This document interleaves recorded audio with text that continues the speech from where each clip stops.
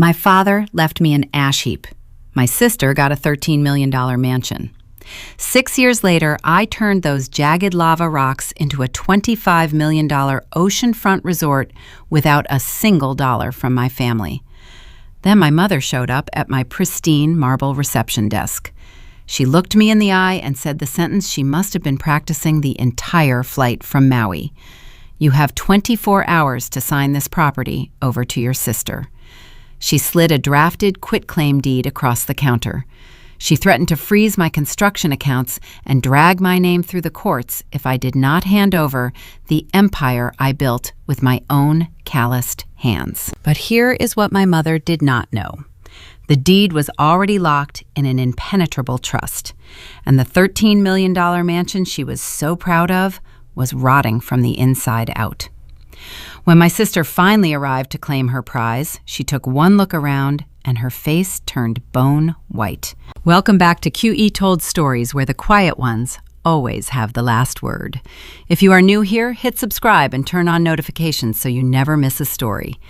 Before we continue, I would love to know more about you. How old are you, and where are you listening from right now? Drop your age and local time in the comments. I read every single one. Now let me take you back 6 years to the room where my family thought they buried me. My name is Camelia Griffin. I am 32 years old. To understand the sheer audacity of my mother standing in my lobby demanding the keys to my life, you need to understand how little she valued me to begin with. The air conditioning in Arthur Vance's law office hummed a low, steady note. We sat in 3 leather chairs arranged in a semicircle around a heavy oak desk. My sister Chloe sat in the center.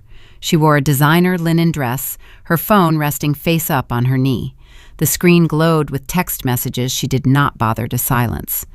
Beside her sat our mother, Evelyn. Her posture was rigid. Her hands were folded over a leather handbag that cost more than my first car. I sat in the 3rd chair near the door. The space between my chair and theirs was only 3 feet, but it felt like a canyon. My father, Richard, had passed away 3 weeks prior. His heart gave out on a Tuesday afternoon while he was reviewing blueprints in his study. He was a quiet man who understood architecture better than he understood his own family. He navigated Evelyn's demands and Chloe's endless need for attention by retreating into his work. But he and I spoke a different language. We spoke in structural loads, topographical maps, and silent nods across the dinner table when Evelyn started complaining about the neighbors. Arthur adjusted his wire-rimmed glasses and opened the manila folder. He cleared his throat. The distribution of the primary assets took less than 10 minutes. To my eldest daughter, Chloe Griffin, I leave the primary residence in Maui, including all furnishings and the private dock. Evelyn exhaled. It was a sharp, rhythmic release of tension. She placed her hand over Chloe's. Chloe simply nodded, tapping her phone screen to keep it from dimming. The Maui estate was the crown jewel. 3 acres of pristine beachfront, an 8-bedroom colonial with a wraparound lanai, valued at just over $13 million. It was the only thing Evelyn cared about. She had spent my entire childhood curating an image of wealth, and that house was her stage. Arthur turned a page. He looked at me.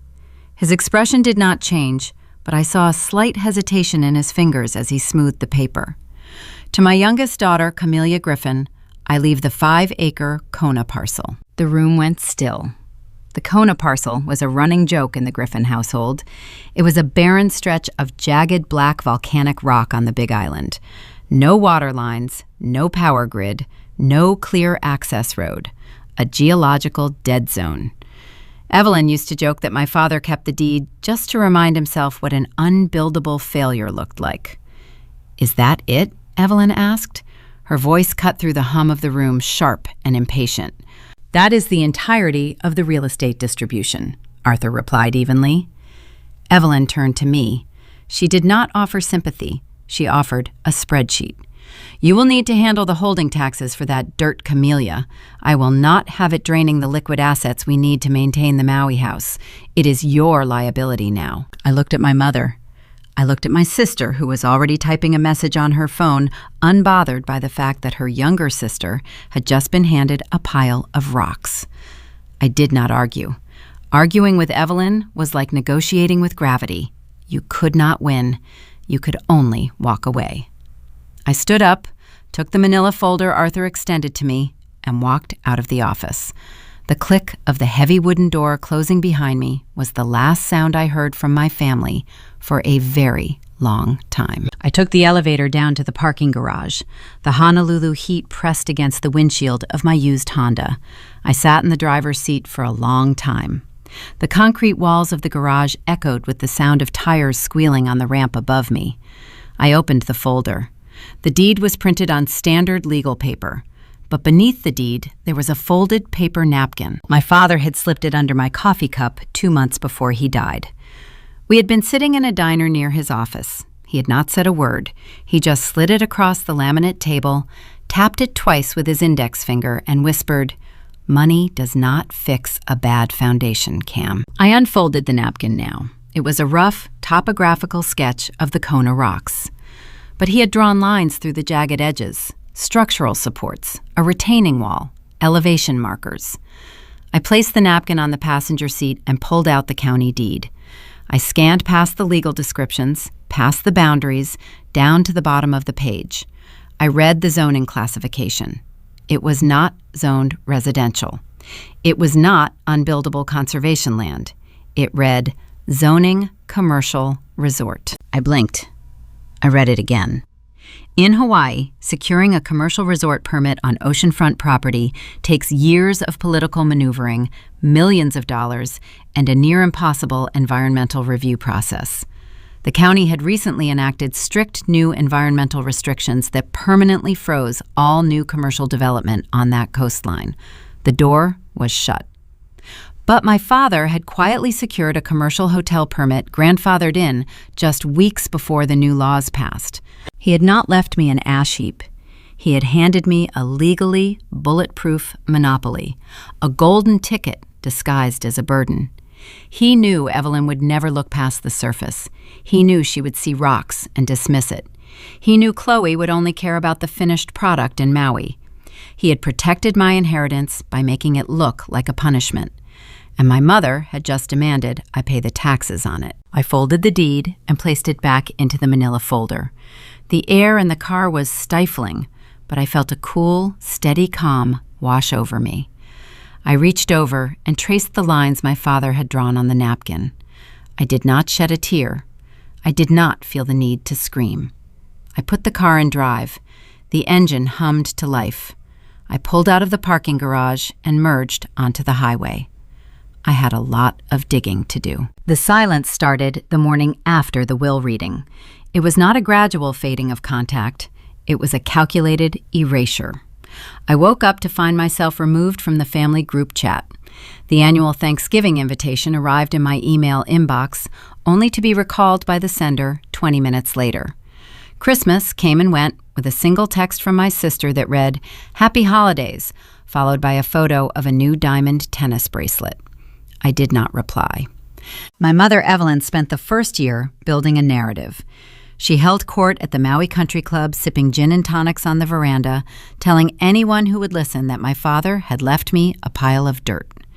She told her friends I was stubborn, that I refused to sell the worthless property out of some misguided sense of pride. She painted herself as the long-suffering matriarch and my sister as the rightful heir. I let her talk. Words cost nothing. Dirt, however, costs sweat. I moved out of my Honolulu apartment and bought a retrofitted Airstream trailer. I parked it on the edge of the Kona property right where the jagged black lava met the scrub brush. The trailer had a narrow bed, a propane stove, and a window that looked out over 5 acres of hostility. The land was unforgiving. Volcanic rock does not yield. It shatters, it cuts, and it radiates the midday heat like an oven. I did not have the capital to hire a full construction crew, so I did it myself. I bought a heavy-duty pickaxe, a pair of steel-toed boots, and leather work gloves. Every morning before the sun crested the horizon, I walked out into the field of Blackstone and swung the axe. I broke the surface rock by hand, clearing the pathways my father had sketched on that diner napkin. The vibrations traveled up the wooden handle into my forearms, settling deep in my shoulders. By noon, the heat would force me inside. My hands blistered, healed, and formed thick calluses. My fingernails were permanently stained with gray dust. But breaking rock was only half the battle. To fund the heavy machinery, the backhoes and the commercial bulldozers, I needed a steady income. I kept my job as a forensic accountant for a firm in Honolulu. I worked remotely from the Airstream during the day and flew to Oahu for night shifts when the firm needed on-site audits. My life became a cycle of numbers and stone. At night, under the fluorescent lights of the accounting firm, I traced missing funds for corporate clients. I reconciled ledgers, tracked offshore accounts, and found the lies people hid in their spreadsheets. I was very good at finding the bottom line. And I applied that exact same precision to my own life. Every dollar I earned was allocated: fuel for the generator, rental fees for the bulldozer, groceries. The spreadsheet I kept on my laptop was flawless. Sometimes during my breaks at the accounting firm, I would open my phone and look at my sister's life. Chloe lived on a different planet. Her social media feed was an endless stream of curated luxury. There she was on a chartered yacht off the Amalfi Coast. There she was holding a limited edition designer handbag in Paris. There she was hosting lavish dinner parties on the lanai of the Maui estate, wearing silk dresses that cost more than my bulldozer rentals.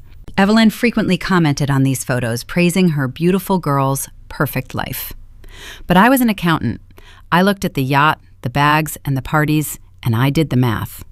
My father had left them the Maui house free and clear, but he had not left them a bottomless trust fund. The liquid assets were finite. I pulled the public property records for the Maui estate during a quiet night shift. The screen loaded, revealing the truth. In the span of 3 years, Evelyn and Chloe had taken out 3 separate equity loans against the Maui property. They were draining the equity of their pristine mansion to fund a lifestyle they could not sustain. They were treating the house like an ATM. I looked at my own calloused hands resting on the keyboard. My knuckles were scarred from the volcanic rock. But my ledgers were pristine. I had 0 debt. I owned my dirt. They were renting their luxury from the bank. The physical clearing of the land took 4 years. The bureaucratic clearing took 5. The county environmental board was a maze of red tape, ecological surveys, and endless council meetings. Because the land was situated near a sensitive coastline, the permits required a level of scrutiny that drove most developers to bankruptcy. I sat in municipal waiting rooms in my only pressed suit, holding binders filled with geological reports. I answered their questions with clinical detachment. I did not show frustration when they delayed decisions by 6 months. I simply returned, updated the filings, and presented the data again. They expected me to run out of money. They expected me to give up. They did not understand that I had nowhere else to go. This rock was my entire world.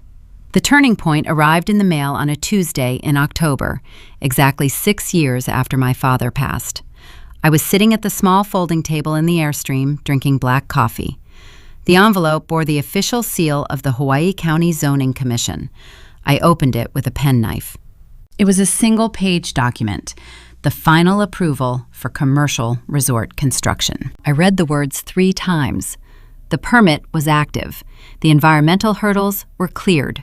The zoning was locked. My father's grandfathered commercial rights were now fully realized and legally binding. With that single piece of paper, the 5 acres of Black Rock transformed. It was no longer a barren lot. It was a shovel-ready commercial resort site on one of the most coveted coastlines in the world. The valuation of the land skyrocketed overnight. I was holding a secret worth millions. But a permit is just a piece of paper. You cannot sleep in a permit. You cannot invite guests to a permit. I needed to build.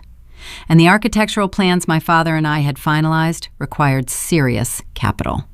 The retaining walls alone, designed to withstand coastal erosion and protect the infinity pools, cost more than my entire life savings. I needed a commercial construction loan. I compiled my business plan. I bound the financial projections, the approved permits, and the architectural renders into a sleek presentation. I walked into the largest traditional bank in Honolulu. I sat across from a loan officer named Davis, a man in a tailored suit who looked at my calloused hands with thinly veiled skepticism. I laid out the numbers, the projected revenue, the unique zoning advantage, the sheer lack of competing resorts on that specific stretch of the Kona coast. Davis listened politely. He flipped through the presentation. Then he closed the folder and folded his hands on his desk. "The project is ambitious, Miss Griffin," he said smoothly, "but you have no history of commercial development. The collateral is undeveloped volcanic rock. And frankly, the loan amount you are requesting represents an unacceptable level of risk for this institution. We cannot fund this." I did not argue. I gathered my folders, thanked him for his time, and walked out. I tried a second bank, then a third. Over the next 3 weeks, I sat in 5 different offices and received 5 identical rejections. The traditional banking system in Hawaii is insular. They prefer established developers with long track records and deep pockets. They do not hand over 8-figure construction loans to forensic accountants living in Airstream trailers. The rejections formed a wall higher than the volcanic rock I had spent 6 years breaking. I was forced into a corner. I had the land. I had the legal right to build. I had the perfect plan. But without the capital to pour the concrete, the land would remain an ash heap, just like my mother always said it was. I sat in my Airstream that night listening to the wind howl across the dark property. The bank route was dead. I needed a different kind of money. I needed someone who did not care about my lack of development history. I needed someone who understood the value of a brilliant blueprint and a flawless ledger. I opened my laptop and began researching private equity firms, the kind of firms that operated in the shadows, funding high-stakes projects outside the traditional banking system, the kind of firms that ate weak developers alive. I found a name, a private investment group based in San Francisco with a reputation for ruthless efficiency and high return demands. They did not take meetings with novices. They did not accept cold calls. I wrote an email. I did not ask for a meeting. I sent them 1 paragraph detailing the zoning monopoly, the projected return on investment, and a digitized copy of my father's original napkin sketch layered over the final architectural render. I hit send. The trap was set. Now I just had to see if the sharks would bite. The silence of an empty inbox is heavier than stone. For 48 hours after I sent my single-paragraph pitch to the San Francisco Investment Group, I listened to the wind hit the aluminum siding of my Airstream trailer. My operating capital was dangerously thin. The spreadsheet on my laptop glowed with red cells indicating negative cash flow. The rental agreements for the heavy machinery were set to expire at the end of the month. Diesel fuel costs were bleeding my accounts dry. If I did not secure immediate funding, the bulldozers would be towed away and the jagged black rock would reclaim the pathways I had carved by hand. I was facing a total construction halt. Then the notification pinged. The reply from the private equity firm consisted of 2 lines, dictating a time and an address in the California Financial District. I had 72 hours to prepare. I booked a budget flight and flew across the Pacific. I did not buy a new suit to impress them. I wore the same charcoal blazer I used to audit corporate ledgers. It was clean-tailored and gave nothing away. I sat in the waiting area of an investment firm that occupied the top 3 floors of a glass skyscraper. The receptionist offered me sparkling water, which I declined. I rested a sleek leather portfolio on my lap. It contained my financial models, the approved commercial permits, and my father's vision. Looking down at the topographical contours printed on the cover page, my mind drifted back 20 years. I was 12 years old, sitting cross-legged on the cool kitchen tiles of our Honolulu home. My father was on the floor beside me, unrolling a set of municipal blueprints. The paper smelled of ammonia and graphite. He handed me a red pencil and taught me how to read elevation markers. He explained that a structure is only as reliable as the earth beneath it, detailing how retaining walls distribute pressure and prevent collapse. In the adjacent living room, Evelyn was pacing. She held a sequined emerald gown against Chloe's frame. Chloe was 14, whining about the tight bodice of her upcoming pageant dress. Evelyn adjusted the fabric sharply, lecturing her eldest daughter that beauty required sacrifice and that outward appearances were the only currency that truly mattered in polite society. My father did not look up from his schematics. He just guided my hand with the red pencil, tracing the load-bearing walls. Listening to the rustle of sequins and the scratch of graphite, I realized right then that I was built for blueprints, not beauty contests. I did not want to be admired for a manufactured smile. I wanted to be structurally sound. A man in a dark suit called my name, pulling me back to the present. He led me into a boardroom that smelled of expensive leather and polished wood.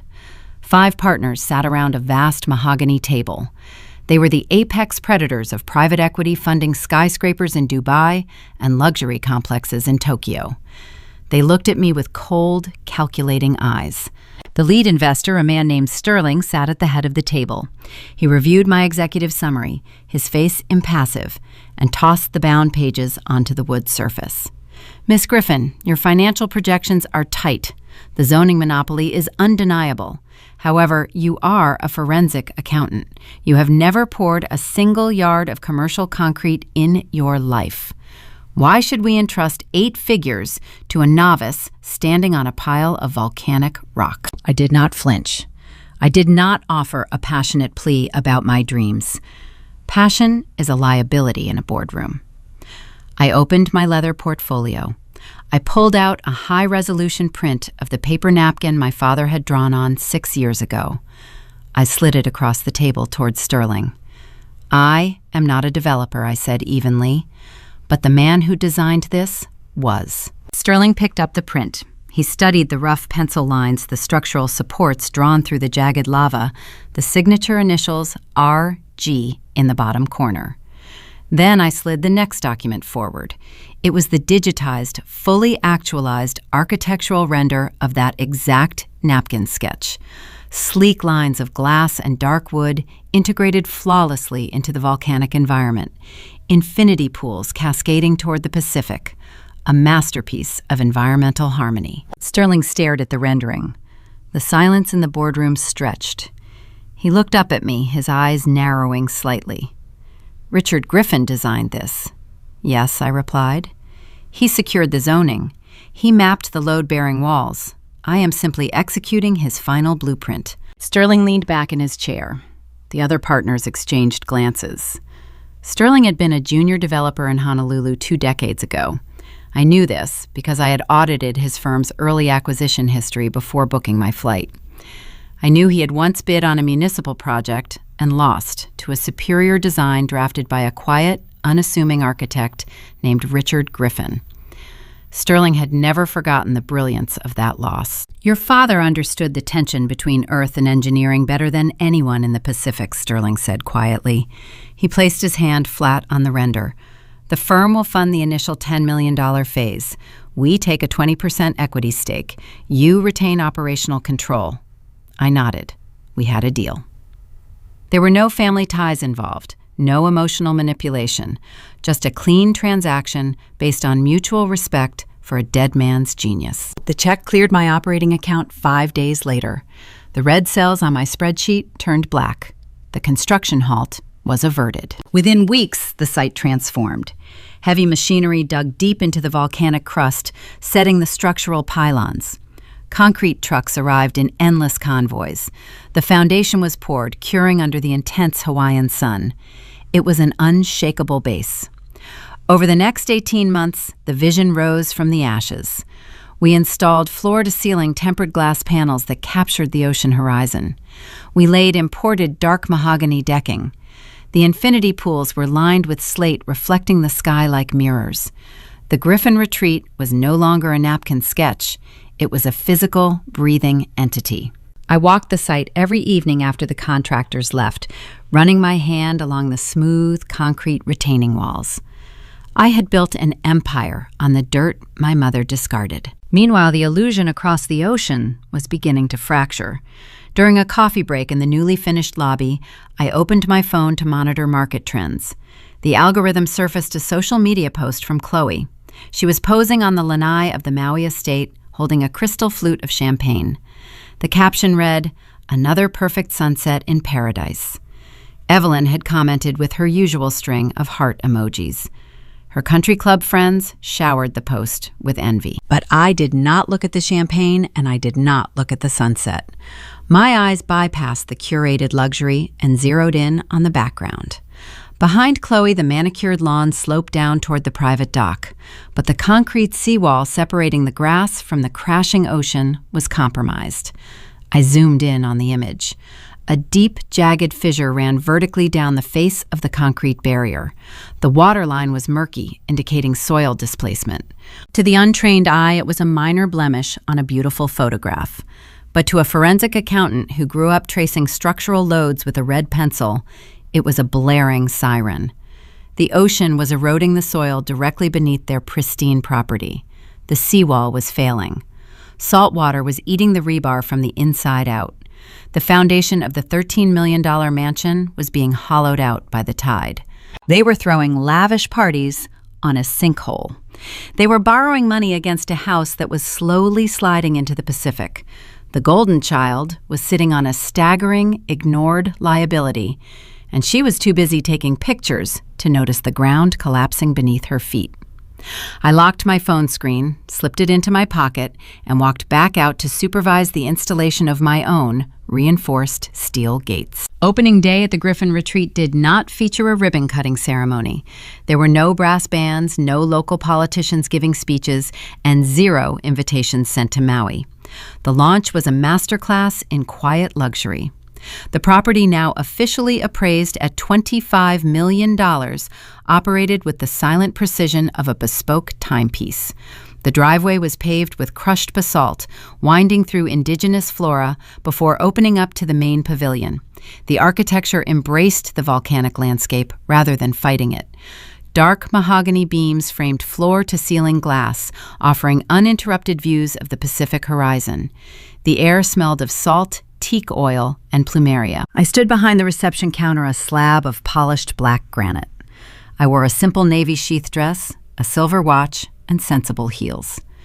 To my right sat a small silver frame containing the photograph of my father.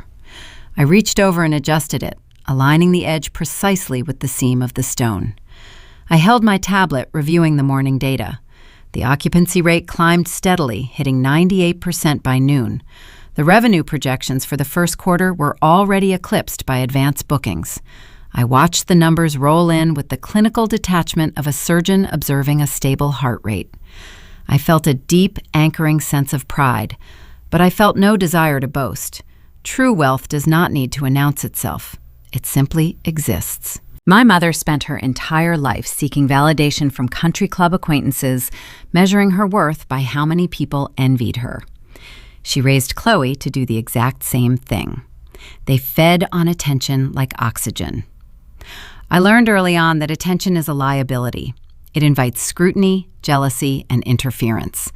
I preferred the shadows where the real work gets done. That is why I designed the resort to be an exclusive sanctuary. No flashy billboards, no aggressive marketing campaigns. We relied on a whisper network among high-net-worth travelers who valued privacy above all else. The strategy kept our margins high and our clientele strictly vetted. But in the modern digital landscape, isolation is a fragile commodity. True anonymity is almost impossible to maintain when you build something beautiful. During our second week of operation, a guest named Julian Vance checked into the penthouse suite. Julian was not a loud, obnoxious internet personality. He was a high-profile architectural critic and luxury travel curator with a following that dictated global tourism trends. He booked under a corporate proxy, paying the premium nightly rate without asking for discounts or special treatment. I recognized his name on the manifest, but I instructed the staff to treat him exactly like everyone else. Flawless, invisible service. No comped meals, no special tours, just the unvarnished reality of the retreat. Julian spent 3 days at the property. He walked the grounds at dawn, running his hand over the reinforced retaining walls that held the infinity pools suspended above the lava fields. He dined at our open-air restaurant, noting the locally sourced ingredients and the understated elegance of the plating. He filmed everything, not with a large, intrusive camera crew, but with a sleek, handheld setup, capturing the interplay of shadows, stone, and water. He documented the way the structural engineering respected the raw power of the island, rather than trying to domesticate it. He spent hours examining the cantilevered decks, tracing the exact lines my father had drawn on that diner napkin 6 years ago. On a Thursday morning, Julian uploaded a 12-minute video tour to his channels. He titled it, "The Pacific's Best-Kept Secret, a masterpiece born from lava." He did not just praise the amenities, he praised the vision. He highlighted the seamless integration of commercial engineering and raw nature, calling it a triumph of generational foresight. The algorithm caught the upload immediately. Within 2 hours, the video surpassed 1 million views. By lunch, it was trending across the Hawaiian Islands. My tablet began to freeze as the reservation system bottlenecked under the weight of thousands of simultaneous booking inquiries. The secret was out. The ash heap was now the most coveted destination in the state. The financial trajectory of my life altered in the span of an afternoon, shifting from steady profitability to staggering, undeniable wealth. 200 miles away, on the crumbling edge of a Maui beachfront, my mother was sitting on her lanai. The morning sun was bright, but the mood inside the $13 million mansion was undoubtedly grim. The structural fissures in their seawall had widened after a recent high tide, and the county tax assessor had sent another certified letter regarding their delinquent property taxes. Evelyn was likely scrolling through her tablet looking for an escape, seeking a distraction from the financial quicksand pulling her under. The social media algorithm, indifferent to human suffering, delivered Julian's trending video directly to Evelyn's feed. She tapped the thumbnail. She watched the high-definition drone footage sweep over the Kona coastline, zooming in on the dark wood and sleek glass of the Griffin Retreat. She heard the narrator praise the visionary developer who turned unbuildable rock into a $25 million paradise. The camera panned across the lobby, briefly capturing my face as I walked past the concierge desk. The illusion she had carefully maintained for 6 years shattered in an instant. The narrative she sold to her friends, the story of my stubborn failure, evaporated. Her discarded daughter was not living in a rusted trailer. She was presiding over a hospitality empire. The psychological impact of that realization must have been suffocating. Evelyn realized that while she was draining her equity to maintain a facade, I was building a fortress. Panic and greed are potent motivators. She did not call to congratulate me. She booked the next inter-island flight to Kona. I was standing at the front desk, auditing a vendor contract, when the internal comms system chirped. It was a sharp, urgent sound that cut through the ambient music playing in the lobby. I pressed the receiver. "Go ahead," I said evenly. It was David, the head of our private gate security. His voice was tense, stripped of its usual professional calm. "Miss Griffin, we have a situation at the main entrance. A black, luxury SUV just bypassed the visitor call box and attempted to tailgate a delivery truck through the gates. I deployed the physical barrier, but the driver is refusing to reverse." I looked at the security feed on my monitor. The high-definition camera displayed a rented vehicle idling aggressively against the rising steel bollards. The driver's side door swung open. A woman stepped out onto the crushed basalt driveway. She wore designer sunglasses and a silk blouse, her posture rigid with entitled fury. She marched toward the guardhouse, pointing a manicured finger at the security personnel, demanding immediate access. It was Evelyn. The silence was officially over. The physical boundary I had spent 6 years building was currently being tested by the one person I designed it to keep out. My mother had arrived, and she was not here to book a room. She was here to collect. My mother spent her entire life seeking validation from country club acquaintances, measuring her worth by how many people envied her. She raised Chloe to do the exact same thing. They fed on attention like oxygen. I learned early on that attention is a liability. It invites scrutiny, jealousy, and interference. I preferred the shadows where the real work gets done. That is why I designed the resort to be an exclusive sanctuary. No flashy billboards, no aggressive marketing campaigns. We relied on a whisper network among high net worth travelers who valued privacy above all else. The strategy kept our margins high and our clientele strictly vetted. But in the modern digital landscape, isolation is a fragile commodity. True anonymity is almost impossible to maintain when you build something beautiful. During our second week of operation, a guest named Julian Vance checked into the penthouse suite. Julian was not a loud, obnoxious internet personality. He was a high-profile architectural critic and luxury travel curator with a following that dictated global tourism trends. He booked under a corporate proxy, paying the premium nightly rate without asking for discounts or special treatment. I recognized his name on the manifest, but I instructed the staff to treat him exactly like everyone else. Flawless, invisible service. No comped meals, no special tours, just the unvarnished reality of the retreat. Julian spent 3 days at the property. He walked the grounds at dawn, running his hand over the reinforced retaining walls that held the infinity pools suspended above the lava fields. He dined at our open-air restaurant, noting the locally sourced ingredients and the understated elegance of the plating. He filmed everything, not with a large, intrusive camera crew, but with a sleek handheld setup, capturing the interplay of shadows, stone, and water. He documented the way the structural engineering respected the raw power of the island, rather than trying to domesticate it. He spent hours examining the cantilevered decks, tracing the exact lines my father had drawn on that diner napkin 6 years ago. On a Thursday morning, Julian uploaded a 12-minute video tour to his channels. He titled it, "The Pacific's Best Kept Secret, a Masterpiece Born from Lava." He did not just praise the amenities, he praised the vision. He highlighted the seamless integration of commercial engineering and raw nature, calling it a triumph of generational foresight. The algorithm caught the upload immediately. Within 2 hours, the video surpassed 1 million views. By lunch, it was trending across the Hawaiian Islands. My tablet began to freeze as the reservation system bottlenecked under the weight of thousands of simultaneous booking inquiries. The secret was out. The ash heap was now the most coveted destination in the state. The financial trajectory of my life altered in the span of an afternoon, shifting from steady profitability to staggering, undeniable wealth. 200 miles away on the crumbling edge of a Maui beachfront, my mother was sitting on her lanai. The morning sun was bright, but the mood inside the $13 million mansion was undoubtedly grim.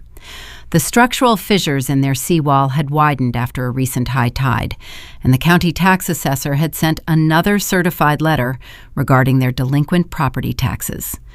Evelyn was likely scrolling through her tablet looking for an escape, seeking a distraction from the financial quicksand pulling her under.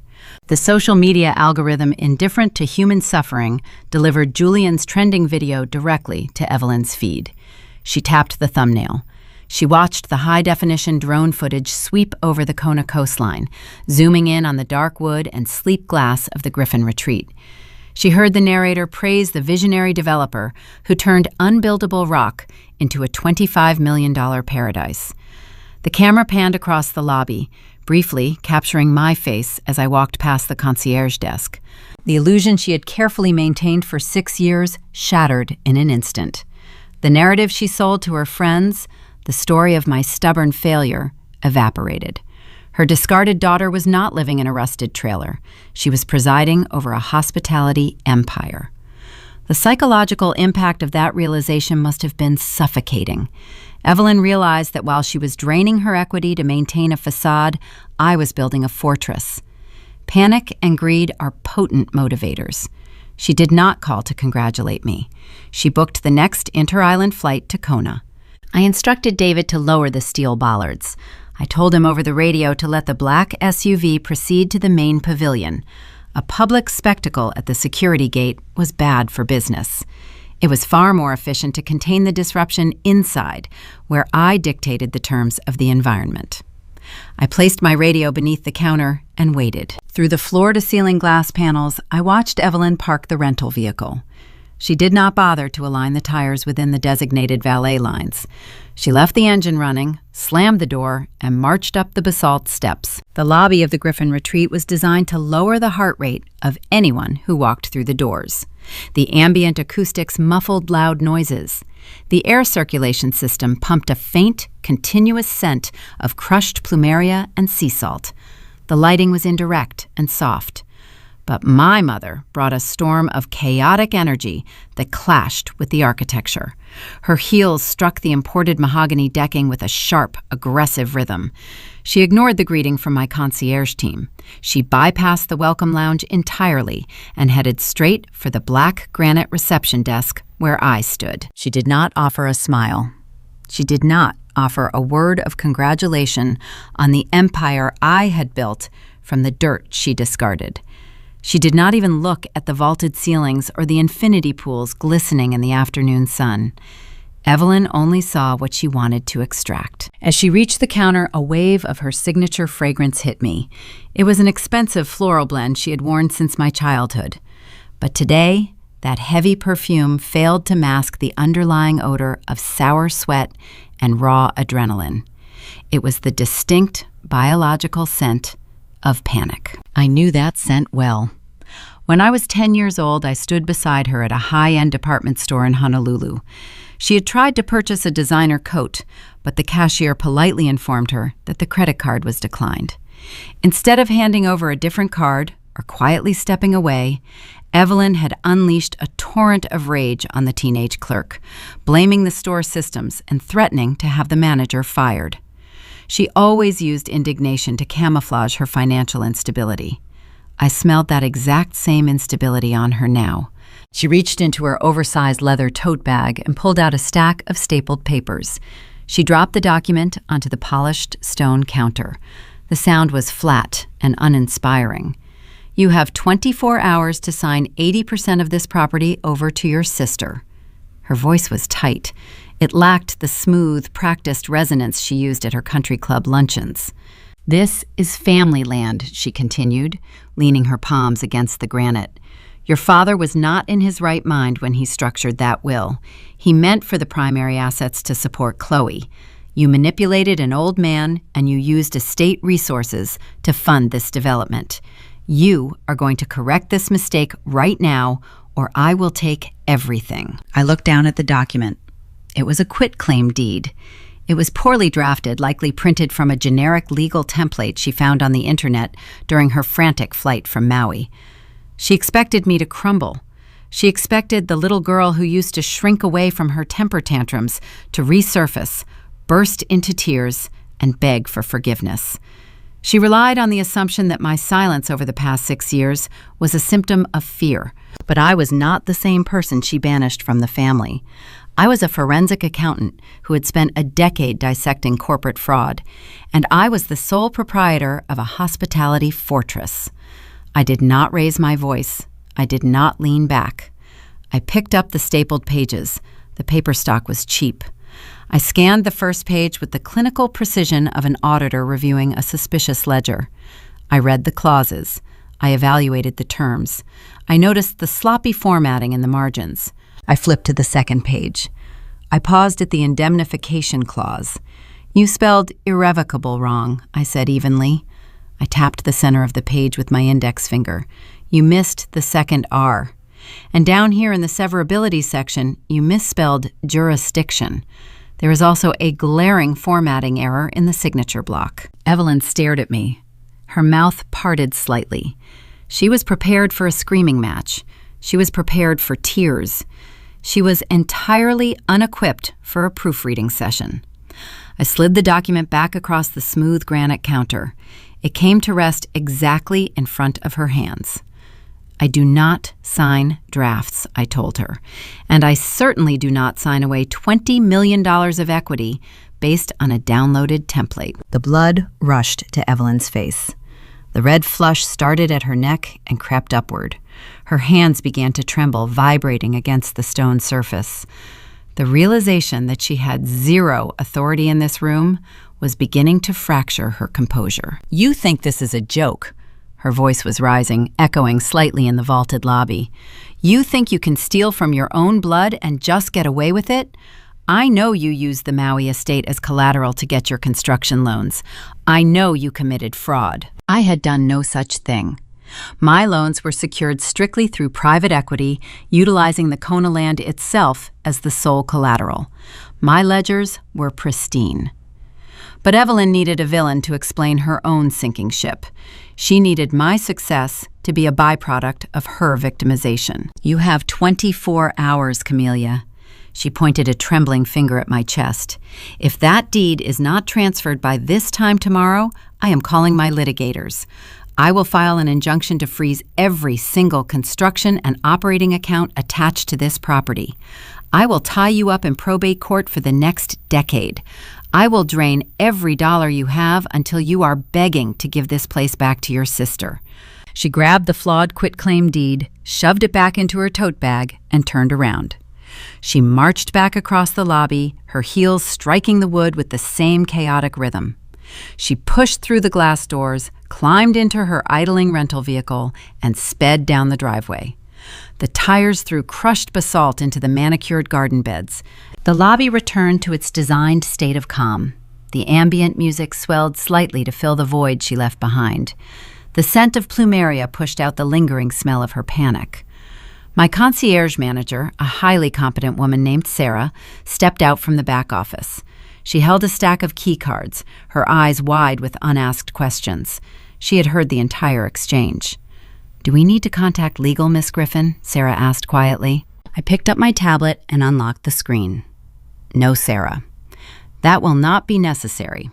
I did not feel the need to call my attorney, and I did not feel the need to worry about frozen accounts.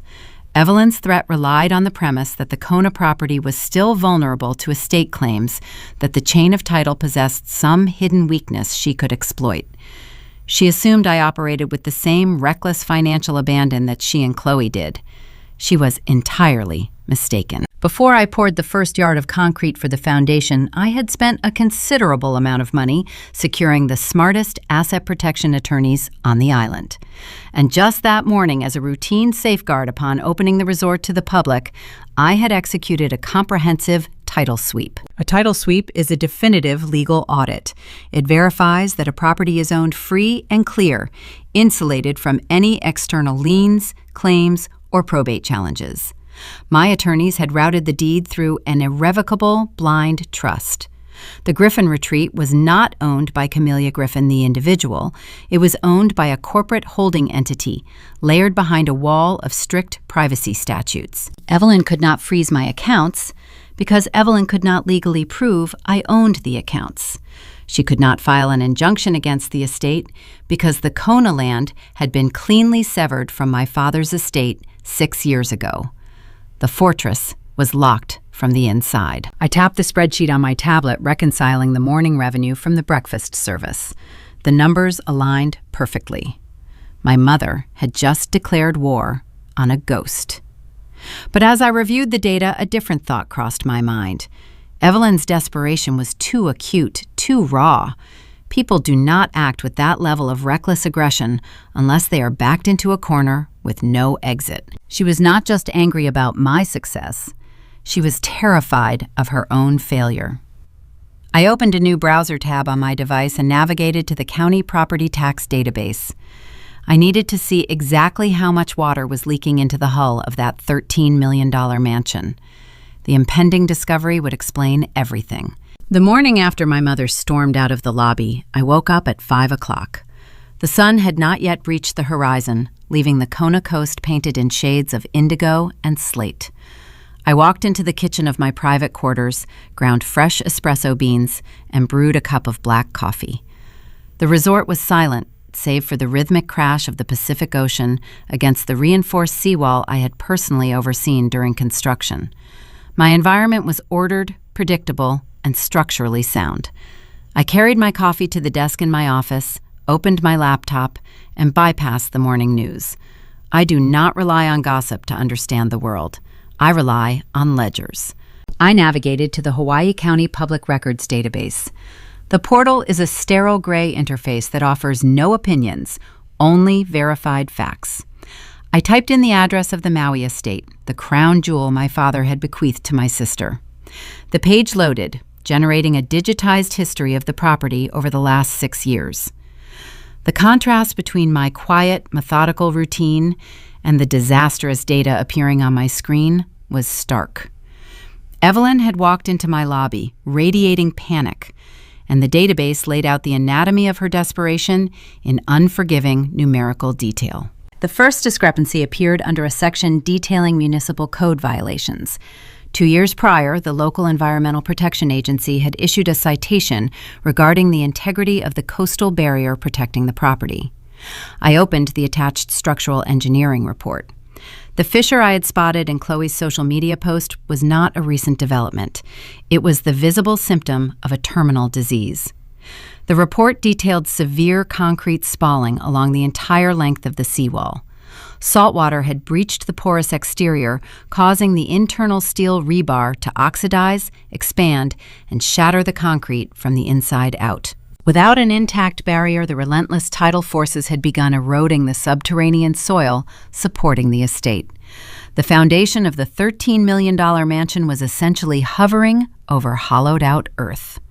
The engineering firm had recommended an immediate marine retrofit. The estimated cost for driving new steel pilings into the bedrock and pouring a marine-grade retaining wall was astronomical. It required capital they did not possess. Instead of addressing the structural decay, my mother and sister had ignored the citation. They chose to buy designer dresses and charter yachts, while the ocean slowly consumed the ground beneath their feet. But the physical rot was only a fraction of the problem. I clicked over to the tax assessor's division. The screen populated with a chart of assessed values and payment histories. The rows corresponding to the last 5 years were highlighted in red.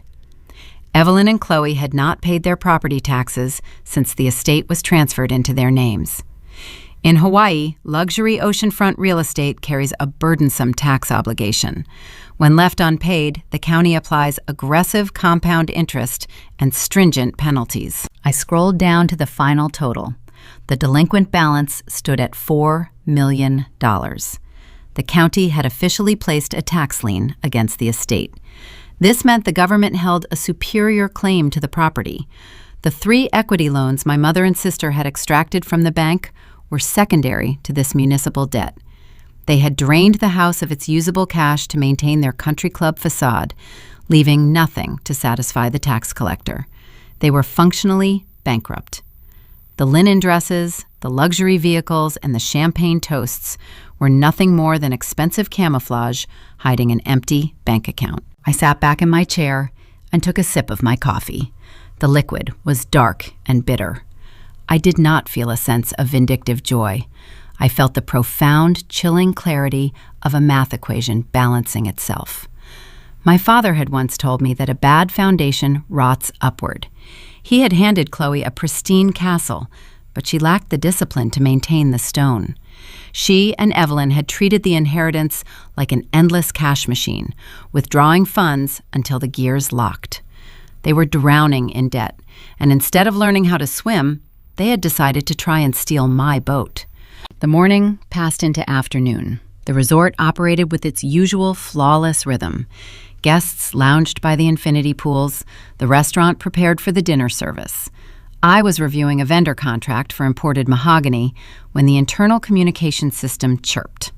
It was David at the front gate. "Miss Griffin," he said, maintaining his professional cadence, "we have a gentleman at the gate. He is not a guest, and he is not attempting to force entry. He identified himself as a process server. He states he has legal documents that must be delivered to you directly." I set my pen down. The retaliation had arrived. Evelyn had realized her intimidation tactics in the lobby were ineffective, so she had escalated to paper warfare. I instructed David to escort the man to the administrative entrance. I walked down the corridor to meet him. The process server was a weary-looking man in a short-sleeved button-down shirt. He handed me a thick manila envelope, asked me to confirm my identity, and walked away without another word. I returned to my office, sliced the envelope open with a brass letter opener, and extracted a hefty stack of legal filings. I read the cover page. Evelyn had retained a litigator, but it was not Arthur Vance or anyone from a reputable Honolulu firm. The letterhead belonged to a notoriously aggressive attorney, known for taking desperate contingency cases. He was the kind of lawyer who thrived on creating legal chaos, hoping to force a settlement before a judge could scrutinize the lack of actual evidence. The primary document was a petition filed in the state court. The phrasing was highly inflammatory. The lawyer accused me of estate mismanagement, claiming I had exerted undue influence over my father during his final months to secure the Kona deed. He alleged that the commercial resort permits were obtained using funds illicitly funneled from the primary family estate. It was a fabricated narrative designed to sound severe to a court clerk. But the final pages contained the actual weapon. The attorney had filed a motion for a preliminary injunction. He was asking a judge to freeze all operating and construction accounts associated with the Griffin Retreat until the estate dispute was resolved. He wanted to paralyze my cash flow. He wanted to prevent me from paying my staff, my vendors, and my utility providers. The strategy was clear. They knew they could not win a protracted legal battle, but they believed they could choke my business to death before the trial even began. I set the documents on my desk next to the framed photograph of my father. Evelyn was using the legal system as a blunt instrument. She was attempting to lock me out of my own creation just as it crossed the threshold into extraordinary profitability. The legal war had officially commenced.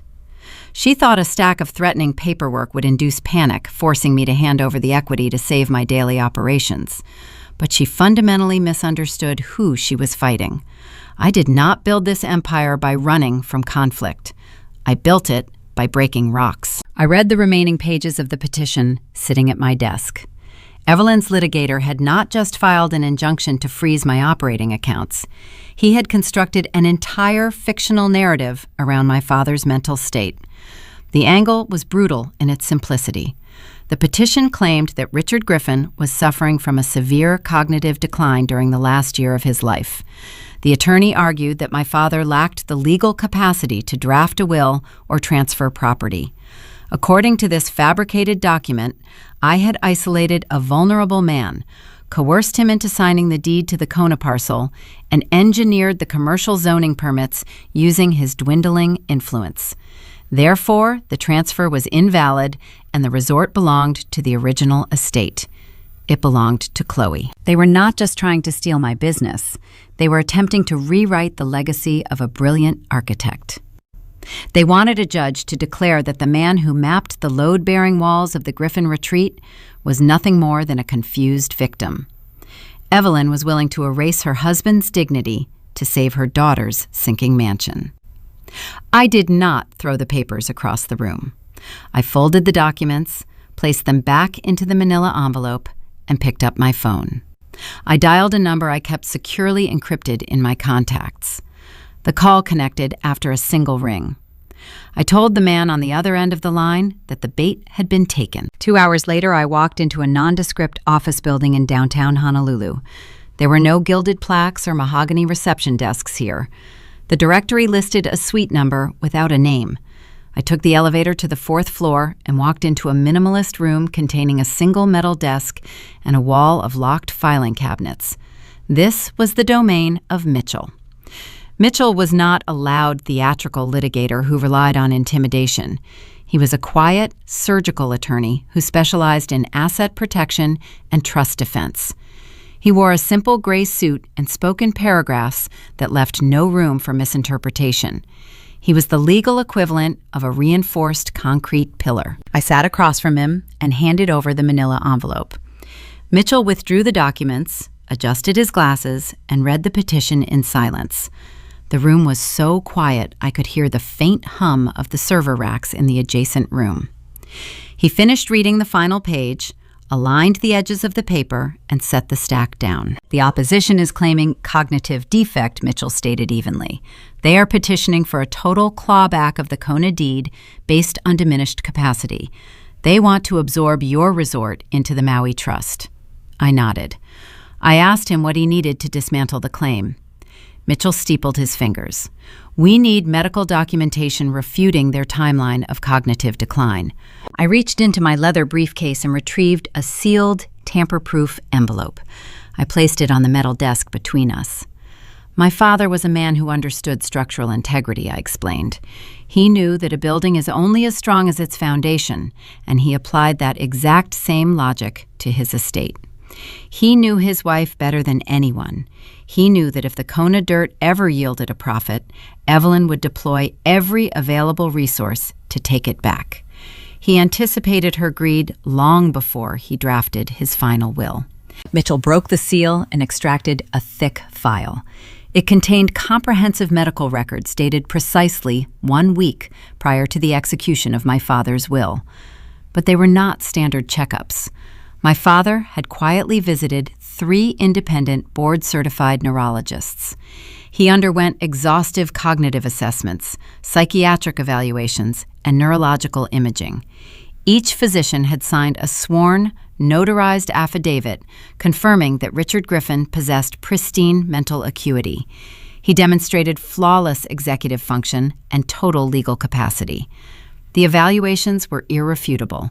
My father had bulletproofed his own mind on paper to protect his outcast daughter from the grave. Mitchell reviewed the affidavits. A faint, almost imperceptible smile touched the corner of his mouth. "This is surgical," he murmured. "These evaluations precede the will signing by exactly 7 days. The opposing counsel has 0 medical evidence to support their claim of mental defect, relying solely on hearsay from your mother. These notarized evaluations destroy their entire premise before a judge even schedules a preliminary hearing. I will draft a motion for summary dismissal this afternoon. The court will toss their injunction and sanction their attorney for filing a frivolous claim." I watched Mitchell reach for his keyboard to begin drafting the dismissal. I held up my hand, signaling him to stop. I did not want a quiet dismissal filed through an electronic court portal. A swift legal rejection would only send Evelyn back to Maui to scheme in the shadows. She would find another angle, hire another desperate lawyer, and continue to harass my operations. I needed to extinguish the threat permanently. I needed her to understand the exact dimensions of her own failure, and I needed it to happen on my territory. "Do not file the dismissal," I instructed him. Mitchell paused, his hands resting above the keys. He looked at me, waiting for the alternate strategy. "I want you to contact Evelyn's litigator. Tell him we have received the petition and that we recognize the severity of a protracted court battle. Tell him I am willing to discuss a settlement to avoid negative publicity for my resort. Invite them to a formal mediation meeting at the Griffin Retreat tomorrow afternoon." Mitchell looked at me, assessing the strategy. He understood the mechanics of leverage. You want them to believe they have won. You want them to walk into the meeting thinking you are surrendering the equity. "Yes," I replied. "Let them believe the injunction terrified me. Let them think I am waving the white flag to save my daily cash flow. If they believe I am desperate, they will walk right into the boardroom without preparing a secondary defense. They will arrive arrogant and entirely unprotected." Mitchell nodded slowly. He picked up his desk phone. "I will draft a settlement framework that implies we are open to transferring a significant percentage of the resort. It will guarantee their attendance. They will expect you to sign away your empire to avoid a trial." I stood up, gathered my briefcase, and thanked Mitchell for his time. As I walked out of the minimalist office, I felt the familiar grounding weight of a perfect equation coming together. The trap was set. My mother and sister were about to board a flight to Kona, believing they were arriving to collect a surrender. They had no idea they were walking into a room they would never forget. The flight back to the Big Island was smooth. I looked out the window at the Pacific Ocean, tracing the deep blue currents that separated the islands. I thought about Chloe, sitting in her crumbling mansion, packing a designer bag, convinced her younger sister was about to hand her a $25 million lifeline. I thought about Evelyn, practicing her victory speech, preparing to magnanimously accept the keys to my kingdom. They were operating under the delusion that blood dictated loyalty, and that my silence over the last 6 years was a symptom of weakness. When I returned to the resort, the evening lights were illuminating the infinity pools. The staff moved with their usual quiet efficiency. I walked into my office and opened the guest manifest for the following day. I cleared the schedule for the primary oceanfront boardroom. I ordered my concierge to arrange a precise seating chart, ensuring the guests would have a direct, unobstructed view of the volcanic coastline. I wanted them to look at the exact terrain they once mocked. I spent the remainder of the evening preparing the documents. The notarized medical evaluations went into the first binder. The flawless title sweep went into the second. But the third binder contained something entirely different. It contained the financial execution I had been building since the moment I discovered the county tax lien on the Maui estate. Evelyn and Chloe believed the conflict was about the Kona resort. They believed they were launching an offensive strike to capture my wealth. They did not realize that while they were focused on my shoreline, I had already dismantled their foundation. Tomorrow, they would sit in my boardroom expecting a signature. Instead, they would receive a lesson in structural integrity. The oceanfront boardroom at the Griffin Retreat was engineered to strip visitors of their leverage. It was a space designed by my father on that original paper napkin, intended to serve as the nerve center of the property. The acoustics were calibrated to absorb sharp noises, forcing occupants to speak with deliberate intention.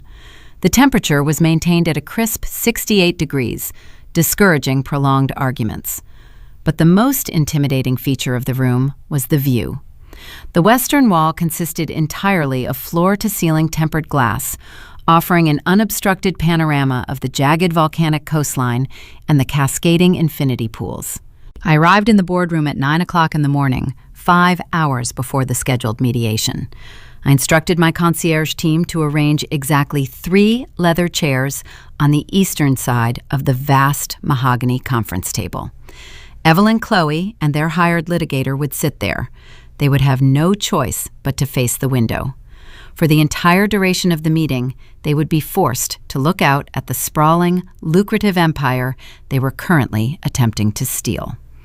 I chose a single chair on the opposite side of the table, positioning myself with my back to the glass. I did not need to look at the resort.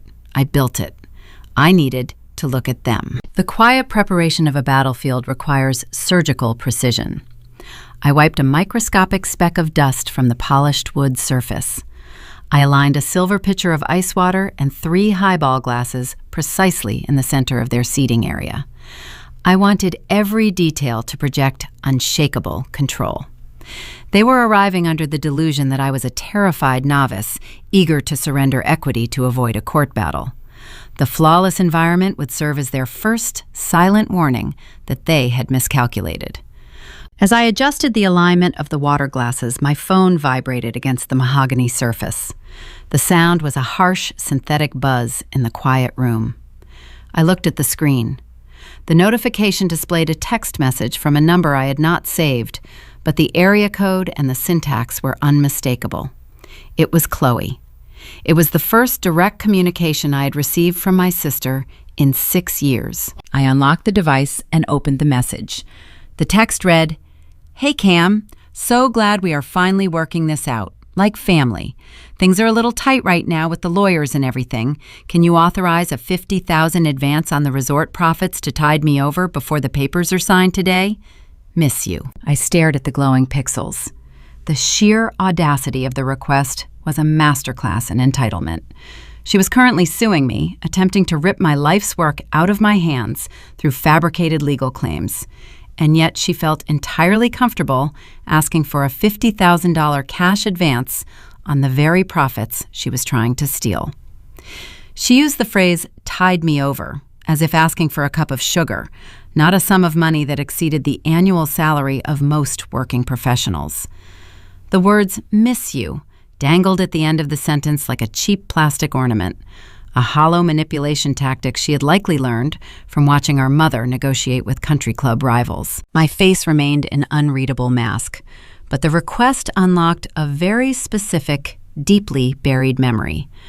I was 19 years old, standing in the pristine kitchen of the Honolulu house. It was late August, raining heavily outside. I had just enrolled in my second year of university, taking a heavy course load of advanced financial auditing classes. I worked 20 hours a week at a local coffee shop to cover my tuition, but a sudden syllabus change required an unexpected purchase. I needed $340 for 2 specialized accounting textbooks. Evelyn was sitting at the kitchen island, writing a generous donation check for a charity gala she planned to attend the following weekend. I approached her quietly, my work apron still tied around my waist. I laid out my budget, explaining the shortfall and asking for a temporary loan. I promised to repay her with my next 2 paychecks. Evelyn did not even stop writing. She finished her signature, capped her luxury pen, and looked up at me with an expression of mild annoyance. "Camelia," she had said, her voice dripping with condescension, "if you cannot afford the degree, perhaps you should choose a less demanding path. Your father and I are not running a charity. You need to learn how to manage your own finances." She then handed the donation check to Chloe, instructing her to mail it on her way to the mall. I walked to the bus stop in the rain that afternoon without an umbrella. I picked up extra shifts, slept 4 hours a night, and bought the textbooks myself. I learned how to manage my finances exactly as she suggested. Now, 13 years later, the sister who carried that gala check to the mailbox was sending a text message demanding $50,000 of my money because she lacked the discipline to manage her own inheritance. The family that was not a charity was suddenly begging for a handout. I did not type out a furious paragraph reminding her of the past. I did not block her number. I tapped the screen and responded with a single neutral icon, a thumbs up emoji. It was the perfect digital mirror to their delusion. The thumbs up did not constitute a legal agreement, nor did it offer a promise of funds. It simply acknowledged receipt of the message while allowing Chloe to build her own false reality. I knew exactly what was happening in Maui at that very moment. Chloe was likely showing the screen to Evelyn, interpreting my generic response as a desperate capitulation. They were probably celebrating packing their designer bags, convinced the fortress gates were swinging open to welcome them. Let them celebrate. A victory tastes much more bitter when it is snatched away seconds before the feast. I set the phone face down on the table, just as the heavy wooden door of the boardroom opened. Mitchell walked in carrying his brass-clasped briefcase. He wore a dark navy suit today, a subtle shift from his usual gray, signaling that he was prepared for a formal execution. He took his place in the single chair beside mine, opening his briefcase with 2 crisp metallic clicks. "The stage is set," Mitchell said, quietly surveying the room. Opposing counsel confirmed their arrival time. They requested a whiteboard. I almost smiled. They brought a whiteboard to divide the pie they have not yet baked. Mitchell extracted 3 sleek black leather binders and placed them on the mahogany surface. We aligned them in a perfect uniform row. These were not generic folders. They were the physical instruments of my defense, organized to dismantle Evelyn's strategy layer by layer. We reviewed the sequence one final time.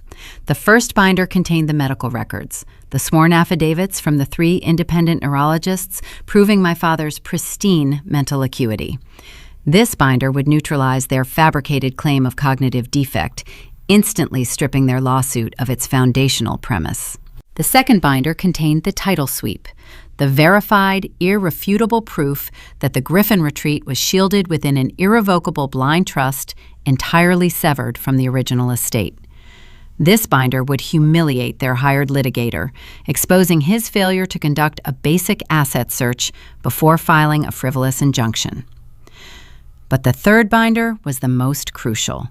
It sat at the far edge of the table, slightly thicker than the others. Mitchell ran his hand over the leather cover. "Are you certain you want to deploy this today?" he asked, his tone measured. "Once you reveal this, the dynamic between you and your family will permanently rupture. There is no reversing the fallout." I looked at the third binder. Inside its pages lay a document that had nothing to do with the resort, the zoning laws, or the injunction. It contained the county foreclosure notice regarding the $13 million Maui mansion. But more importantly, it contained the certified bill of sale, proving that a holding company funded by the resort's staggering profits had quietly purchased their rotting estate at a municipal tax auction 2 days prior. They were coming to my island to steal my business. They did not know I already owned their roof. "I am certain," I told Mitchell. "They shattered the dynamic 6 years ago in Arthur Vance's office. I am simply cleaning up the debris." The digital clock on the wall shifted to 1 o'clock. The internal communications system chirped. My concierge manager announced that a black SUV had just cleared the main security gate. The intruders were on the property. I stood up, smoothed the fabric of my dress, and waited for the door to open. The trap was fully armed. The heavy wooden door of the oceanfront boardroom swung inward, breaking the engineered quiet of the space. Evelyn entered first, leading the procession with the unearned confidence of a monarch returning to a conquered territory. She wore a tailored white linen suit that belonged at a country club luncheon, projecting an image of pristine wealth that her bank accounts could no longer support. Chloe followed closely behind her mother. Before they even crossed the threshold, I could hear my sister speaking in the corridor. Her tone was loud, deliberate, and designed to ensure my concierge staff overheard every single syllable. "We will definitely need to rip out that dark mahogany," Chloe announced, her heels clicking against the floorboards. "It feels far too heavy. I want white marble installed throughout the lobby. And those infinity pools need private cabanas. The whole aesthetic is just entirely too bleak for a luxury brand." She walked into the room carrying a designer tote bag, her eyes scanning the vaulted ceiling with raw, unfiltered greed. She was already mentally spending money she had not yet secured, casually redesigning a $25 million fortress as if it were a plastic dollhouse. Chloe had lived her entire life under the assumption that the universe existed solely to provide for her comfort. When we were teenagers, she totaled 3 different vehicles within a 2-year span. Each time, my father quietly purchased a replacement, while Evelyn blamed the other drivers or the weather conditions. Chloe never faced a consequence, never paid an insurance premium, and never learned the value of $1. She believed that wanting something was the exact same thing as earning it. Today, she wanted my resort, and she assumed I would simply hand over the keys. The third person to enter the room was their hired litigator. I mentally cataloged his appearance as he stepped through the door. He wore a flashy pinstripe suit, a gold watch that caught the overhead lighting, and carried a briefcase that looked like it had never seen the inside of a courtroom. He possessed the inflated swagger of a man who preyed on vulnerable families, utilizing loud threats to force quick settlements. He did not possess the quiet lethality of my attorney, Mitchell, who sat silently to my right. This man was a blunt instrument, hired by Evelyn to make noise and cause panic. They moved toward the eastern side of the long mahogany table. As anticipated, they took the 3 leather chairs facing the floor-to-ceiling glass. For a brief second, Evelyn paused before taking her seat. The view of the Pacific Ocean crashing against the volcanic coastline was commanding. The sheer scale of the property stretched out before her, a physical manifestation of everything she had mocked and dismissed 6 years ago. She blinked, recovered her artificial poise, and sat down. Chloe dropped her bag onto the polished wood, pulled out her phone, and immediately began scrolling. The meeting commenced without a single pleasantry or formal introduction. The litigator, who introduced himself as Mr. Thorne, unlatched his briefcase. He did not wait for an opening remark from Mitchell or myself. He launched directly into his rehearsed offensive, leaning forward to project dominance. Miss Griffin Thorne began, his voice dripping with practiced condescension. "Let us dispense with the formalities today. We are all busy professionals, and my clients have no desire to drag this unfortunate family dispute into a public courtroom. The media loves a scandal, and a prolonged trial detailing your manipulation of a declining man would permanently ruin the reputation of this new hospitality venture." I sat perfectly still. The only sound in the room underneath the drone of his voice was the rhythmic ticking of the modern wall clock and the muted crash of the ocean waves striking the seawall outside. I did not interrupt him. I did not lean forward to defend my father's honor. I let him speak. "The petition we filed yesterday outlines a clear case of undue influence." Thorne continued, emboldened by my silence. "Richard Griffin lacked the legal capacity to sever the Kona parcel from the primary estate. Therefore, the deed you currently hold is void. The land and all subsequent developments built upon it rightfully belong to the Maui Trust. By extension, they belong to your sister." Evelyn leaned forward, placing her hands on the table. She deployed a tactic she had utilized for decades to evade accountability. She manufactured tears. Her eyes welled with moisture and her voice trembled with perfectly calibrated sorrow. She weaponized grief the same way other people weaponized anger, using it to shift the burden of guilt onto her target. "Camelia, I did not want it to come to this," Evelyn whispered, shaking her head slowly. "You forced my hand. You hid this project from us. You stole from your own family to fund this place. I just want my daughters to be united again. I want to honor your father's true wishes. He would be devastated to see you acting so selfishly." Chloe did not even look up from her phone screen to feign sadness. "You owe us, Cam," she added casually, her thumbs flying across the digital keyboard. "You used our inheritance to build this place. The least you can do is sign it over quietly so we do not have to bankrupt you in court. Plus, you can stay on as a property manager. I will need someone to handle the boring operational spreadsheets while I focus on the rebranding and the marketing." They were performing a play, reciting lines they had rehearsed on the short inter-island flight over. They relied on guilt, shame, and the threat of public humiliation. They believed I was the exact same girl who used to walk away from their dinner table insults, the girl who would rather absorb a loss than engage in a fight. I allowed them to hold that illusion. When a person believes they possess total control, they expose all their vulnerabilities. They exhaust their ammunition, firing at a target that does not exist. I let them exhaust their threats, their demands, and their fake tears. The ticking clock marked the seconds they wasted digging their own graves. Thorne reached into his briefcase and produced a thick document bound with a blue legal spine. He slapped it onto the mahogany table. It was not a settlement framework designed for mutual compromise. It was a document of total surrender. "My clients are offering you a very generous exit strategy," Thorne stated, tapping the cover page with his index finger. "To avoid the injunction freezing your operating accounts tomorrow morning, you will sign this agreement today.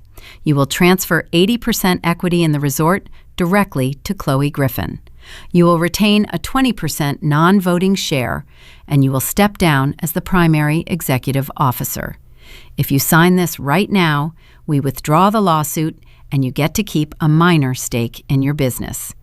If you refuse, we go to trial, and you lose every single dollar." He reached into his breast pocket, extracted a silver pen, and slid it across the polished wood. The instrument glided smoothly, coming to a halt exactly 1 inch from my folded hands. The room fell into a heavy, expectant silence. Evelyn wiped a fake tear from her cheek, her eyes darting toward the pen. Chloe finally locked her phone screen and looked at me, a smug, victorious smile forming on her lips. Thorne sat back in his chair, folding his arms across his chest, radiating the smug satisfaction of a predator who believed he had just cornered his prey. I looked at the silver pen. I looked at the blue-bound contract demanding the surrender of a $25 million empire. I looked at the 3 faces staring back at me, waiting for me to break under the pressure of their combined entitlement. I did not reach for the pen. I did not shed a tear. I did not offer a single word of defense or justification.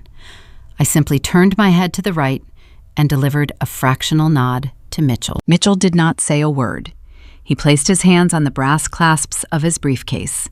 The twin metallic clicks echoed through the silent boardroom, sharp, clean, and definitive.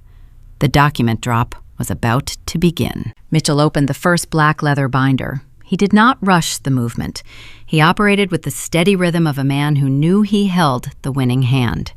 He withdrew a stack of heavy premium bond paper and placed it squarely in the center of the mahogany table. He looked directly at Thorne, ignoring my mother and sister entirely. Mitchell understood that lawyers communicate in a separate language, one built entirely on liability evidence and risk. "Mr. Thorne," Mitchell began. His voice was calm and level. "The petition you filed yesterday relies entirely on the premise that Richard Griffin lacked legal capacity due to a cognitive defect. You allege he was manipulated into transferring the Kona parcel, and you claim he was mentally unfit to make such a decision." Thorne leaned back in his leather chair, maintaining his arrogant posture. He crossed his arms over his pinstripe suit. "That is correct, We have witness testimony prepared to confirm his declining mental state during his final year. My clients are fully prepared to testify to his confusion." Mitchell slid the stack of paper across the polished wood. "You have hearsay," Mitchell corrected him. "Hearsay manufactured by a disgruntled beneficiary. What I have are sworn, notarized affidavits from 3 independent, board-certified neurologists." Thorne frowned. His eyes dropped to the documents resting in front of him. He uncrossed his arms and picked up the top page. Mitchell continued speaking as the litigator read the findings. Exactly 7 days before executing his final will and transferring the Kona deed, Richard Griffin underwent exhaustive cognitive assessments, psychiatric evaluations, and neurological imaging. He did this quietly, without informing his family. Each of those physicians certified that he possessed pristine mental acuity. He demonstrated flawless executive function. He was fully lucid. The medical consensus is absolute. Thorne flipped to the second page, then the third. I watched the color begin to drain from his face. A lawyer who thrives on intimidation knows exactly when he has walked into a concrete wall. He recognized instantly that the medical records were irrefutable. His entire petition was built on sand, and Mitchell had just summoned the ocean. Filing a lawsuit claiming mental defect when there is bulletproof medical evidence to the contrary is a fast track to judicial sanctions. My father was a man who calculated every load-bearing capacity before laying a single brick. He knew his wife possessed a relentless appetite for acquisition. He knew that if the Kona dirt ever yielded a profit, Evelyn would attempt to weaponize the legal system to take it back. He anticipated her betrayal long before it materialized. He did not leave my inheritance to chance. He bulletproofed his own mind on paper to protect his daughter from the grave. Evelyn watched her lawyer reading the documents. She did not understand the legal mechanics of the affidavits, but she understood the shift in power in the room. The arrogant swagger was melting off Thorne like wax left too close to a flame. The dominant energy he brought into the boardroom had evaporated. "What does that mean?" Evelyn demanded. Her voice was tight, stripped of its previous theatrical sorrow. "What are those papers?" "It means your lawsuit is dead," Thorne said quietly. He did not look up from the medical evaluations. "We have no case for diminished capacity. These records precede the will by a single week. No judge in this state will entertain the petition. We are finished before we even start." Evelyn stared at him, her mouth parting in disbelief. She refused to accept defeat. "But she forced him to sign it," she insisted, pointing a trembling finger at me. "She manipulated him in secret." Mitchell placed his hand flat on the second black binder. He opened the cover and extracted a single sheet of paper. "She did not manipulate him," Mitchell stated. "And your husband anticipated this exact accusation as well. He added a specific provision to the original deed transfer, a poison pill designed to punish anyone who tried to rewrite his final wishes." Mitchell slid the document across the table. It came to rest beside the medical records. "This is an irrevocable in terrorem clause drafted by Richard Griffin himself," Mitchell explained. "It explicitly states that if any family member attempts to contest the transfer of the Kona parcel or challenges the validity of the deed, that individual immediately forfeits their right to any and all current or future claims against the broader Griffin estate." The boardroom fell into a suffocating silence. The ticking of the wall clock seemed to amplify, keeping time with the rapid beating of my mother's heart. Outside, a large wave crashed against the seawall, a deep rumble that reverberated through the floorboards. My father had not just protected the commercial zoning rights, he had laid a legal landmine directly beneath my mother's feet. He understood that Evelyn was driven by greed, and the only way to stop a greedy person is to threaten their existing wealth. By filing the lawsuit to steal my resort, Evelyn had triggered the penalty clause. She had legally isolated herself from any residual protections or funds my father might have left her in the broader estate framework. She had gambled her own security to destroy mine, and she had lost. Evelyn looked down at the document. The physical reaction was immediate and profound. Her rigid, perfect posture collapsed. Her shoulders slumped and she shrank into the leather chair, suddenly looking frail and outmaneuvered. The realization hit her with the force of a physical blow. The ruins she had mocked for 6 years were legally impenetrable. The daughter she had discarded was untouchable, and the husband she thought she could posthumously manipulate had outsmarted her from beyond the grave. For my entire life, Evelyn had controlled the narrative. She dictated who was worthy and who was worthless. She banished me to an ash heap because I did not fit her aesthetic vision of a perfect family. She expected me to wither in the harsh Hawaiian sun. She never considered the possibility that the quiet architect she married had quietly handed me the tools to build a fortress. Nor did she realize he had locked the gate behind me. Chloe stopped scrolling on her phone. She looked at her mother, then at Thorne, her brow furrowing in confusion. She finally realized that the $50,000 cash advance she requested was not going to materialize. The easy money she assumed was waiting for her had vanished. "What are you saying?" Chloe asked. Her voice was shrill, cutting through the heavy silence. "Are we getting the resort or not?" Thorne did not answer her. He reached for the blue-bound settlement contract he had tossed onto the table 10 minutes earlier. He pulled it back, sliding it rapidly into his briefcase. He stacked the medical records and the penalty clause, handing the copies back to Mitchell.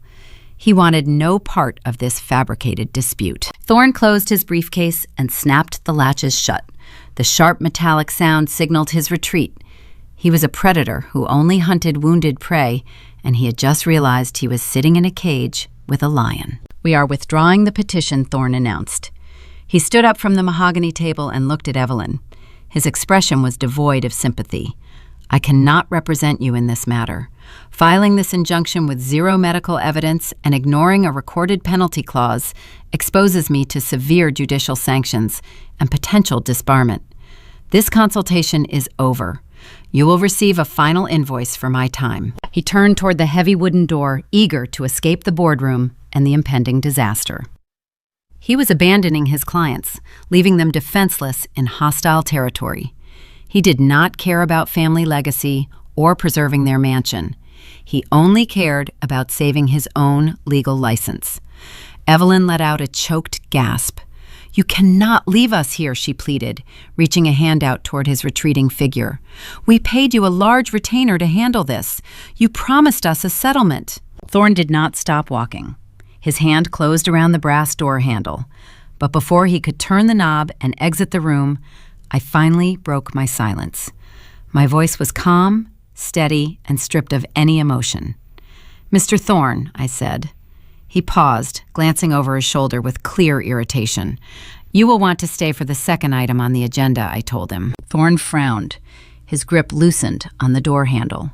"There is no second item. The estate dispute is settled. I have no further business here." I looked at the third black leather binder sitting on the table in front of me, the binder that contained the financial execution I had orchestrated over the last 48 hours. I placed my hand flat on the cover. "This has nothing to do with my estate," I replied smoothly. "This concerns their estate, and as their legal counsel of record, you have a fiduciary duty to inform them of their current liabilities. Leaving now would be highly negligent on your part." Thorne hesitated. His curiosity, fueled by his professional obligation to avoid a malpractice suit, overrode his desire to flee. He slowly walked back to the eastern side of the table, though he did not sit down. He stood behind Evelyn's chair, watching me with a mix of caution and deep dread. I unlatched the third binder. I did not rush the movement. I extracted a single sheet of paper. It was not a medical record. It was not a deed penalty. It was a document generated by the Hawaii County Tax Assessor. I looked across the table at my sister. Chloe was gripping the edge of the mahogany wood, her knuckles turning white. The smug entitlement had vanished from her face, replaced by a creeping, unfamiliar terror. She had never faced a consequence in her entire life. She was about to face the ultimate one. I placed my fingers on the edge of the paper. I slid it across the polished surface. The document glided smoothly, passing the silver pitcher of ice water, coming to a dead stop directly in front of Chloe. "Read it," I commanded softly. The power dynamic in the room inverted with the finality of a steel vault locking shut. For my entire life, Evelyn and Chloe had controlled the territory. They held the keys to the Honolulu house. They inherited the Maui mansion. They dictated who belonged inside the family circle and who remained outside in the cold. I had spent years quietly breaking rocks, sleeping in a cramped trailer, building a sanctuary they could not touch. Now, the roles were entirely reversed. I held the keys to both kingdoms. You do not own a mansion.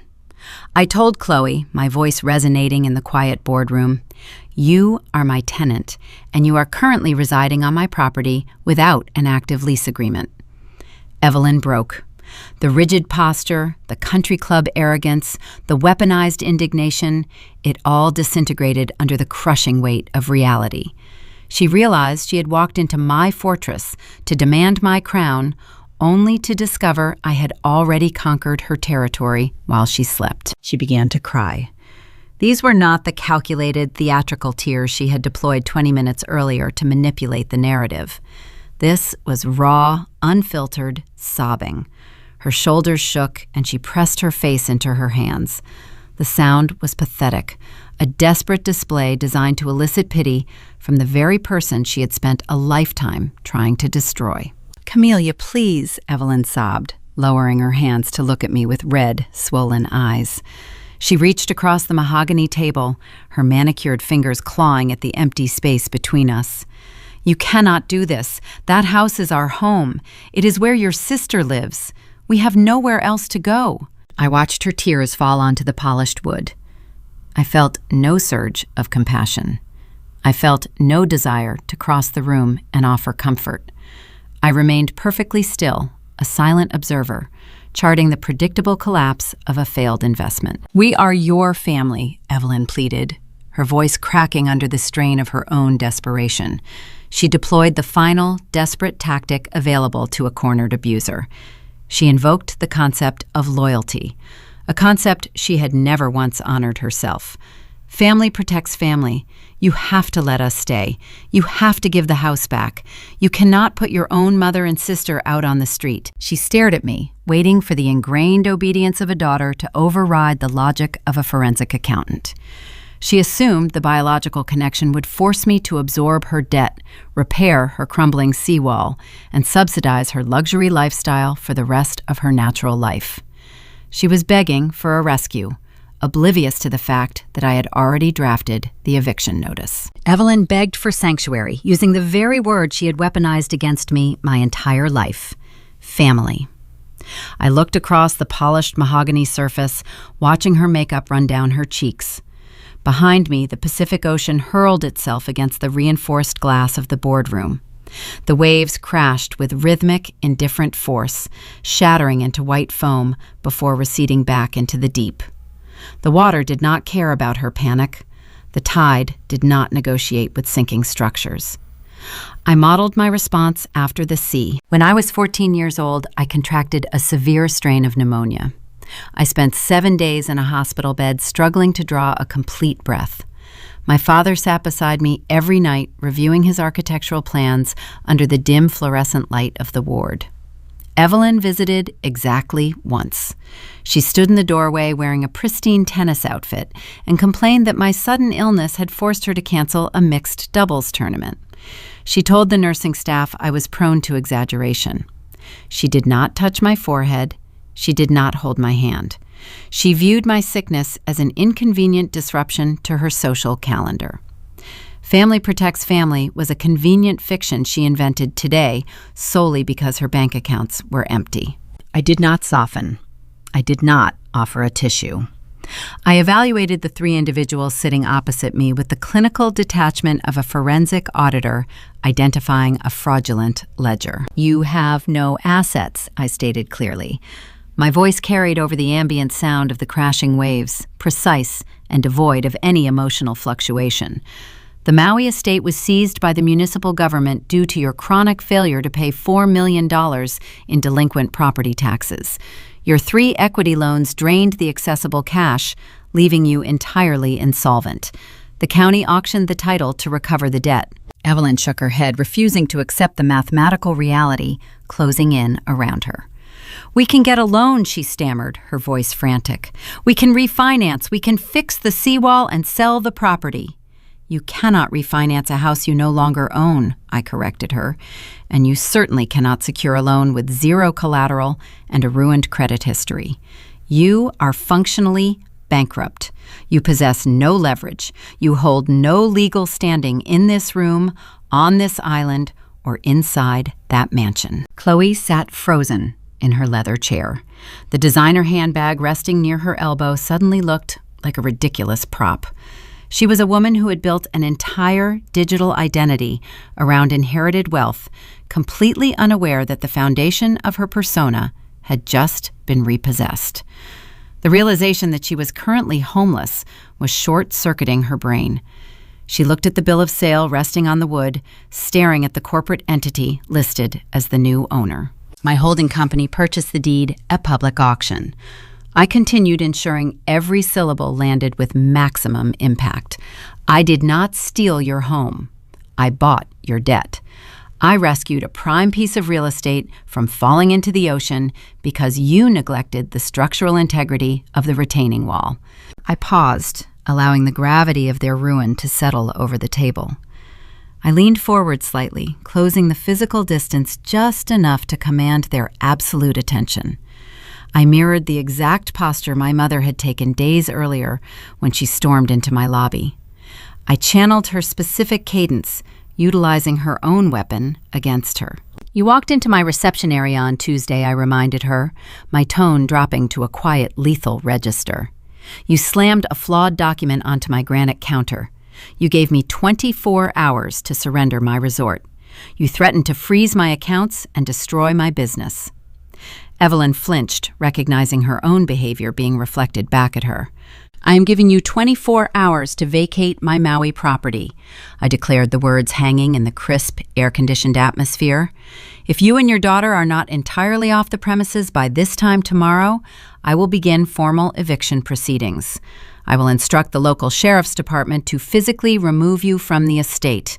I will have the locks changed, the gates secured, and your remaining possessions placed in a storage facility at your own expense." The ultimatum echoed in the boardroom. It was the exact reversal of her ambush. But unlike her hollow threats, my declaration was backed by a verified bill of sale and an impenetrable holding company. I held the deed. I held the power.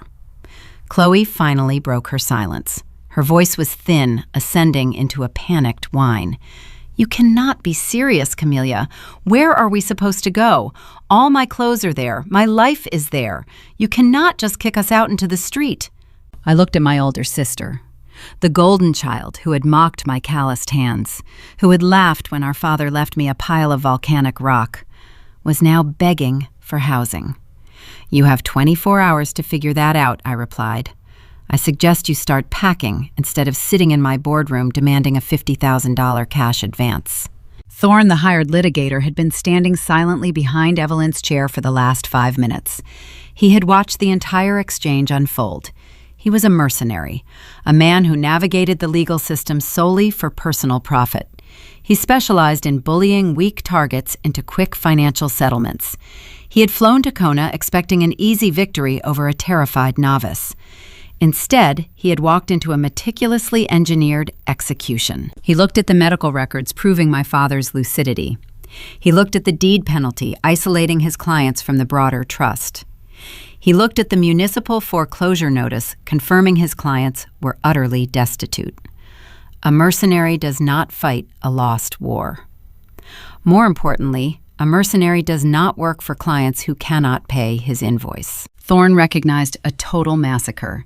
He understood that Evelyn and Chloe were not just defeated, they were radioactive. Any attorney associating with their fabricated lawsuit would face severe judicial sanctions.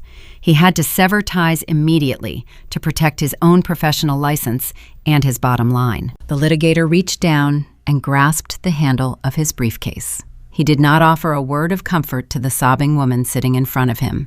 He did not attempt to negotiate a longer move-out window for the panicked daughter. He simply evaluated his own self-interest and acted accordingly. Miss Griffin Thorne said, addressing me with a newfound tone of deep, cautious respect, "I want the official record to reflect that my firm was entirely unaware of the municipal tax lien and the foreclosure status of the Maui property prior to this meeting.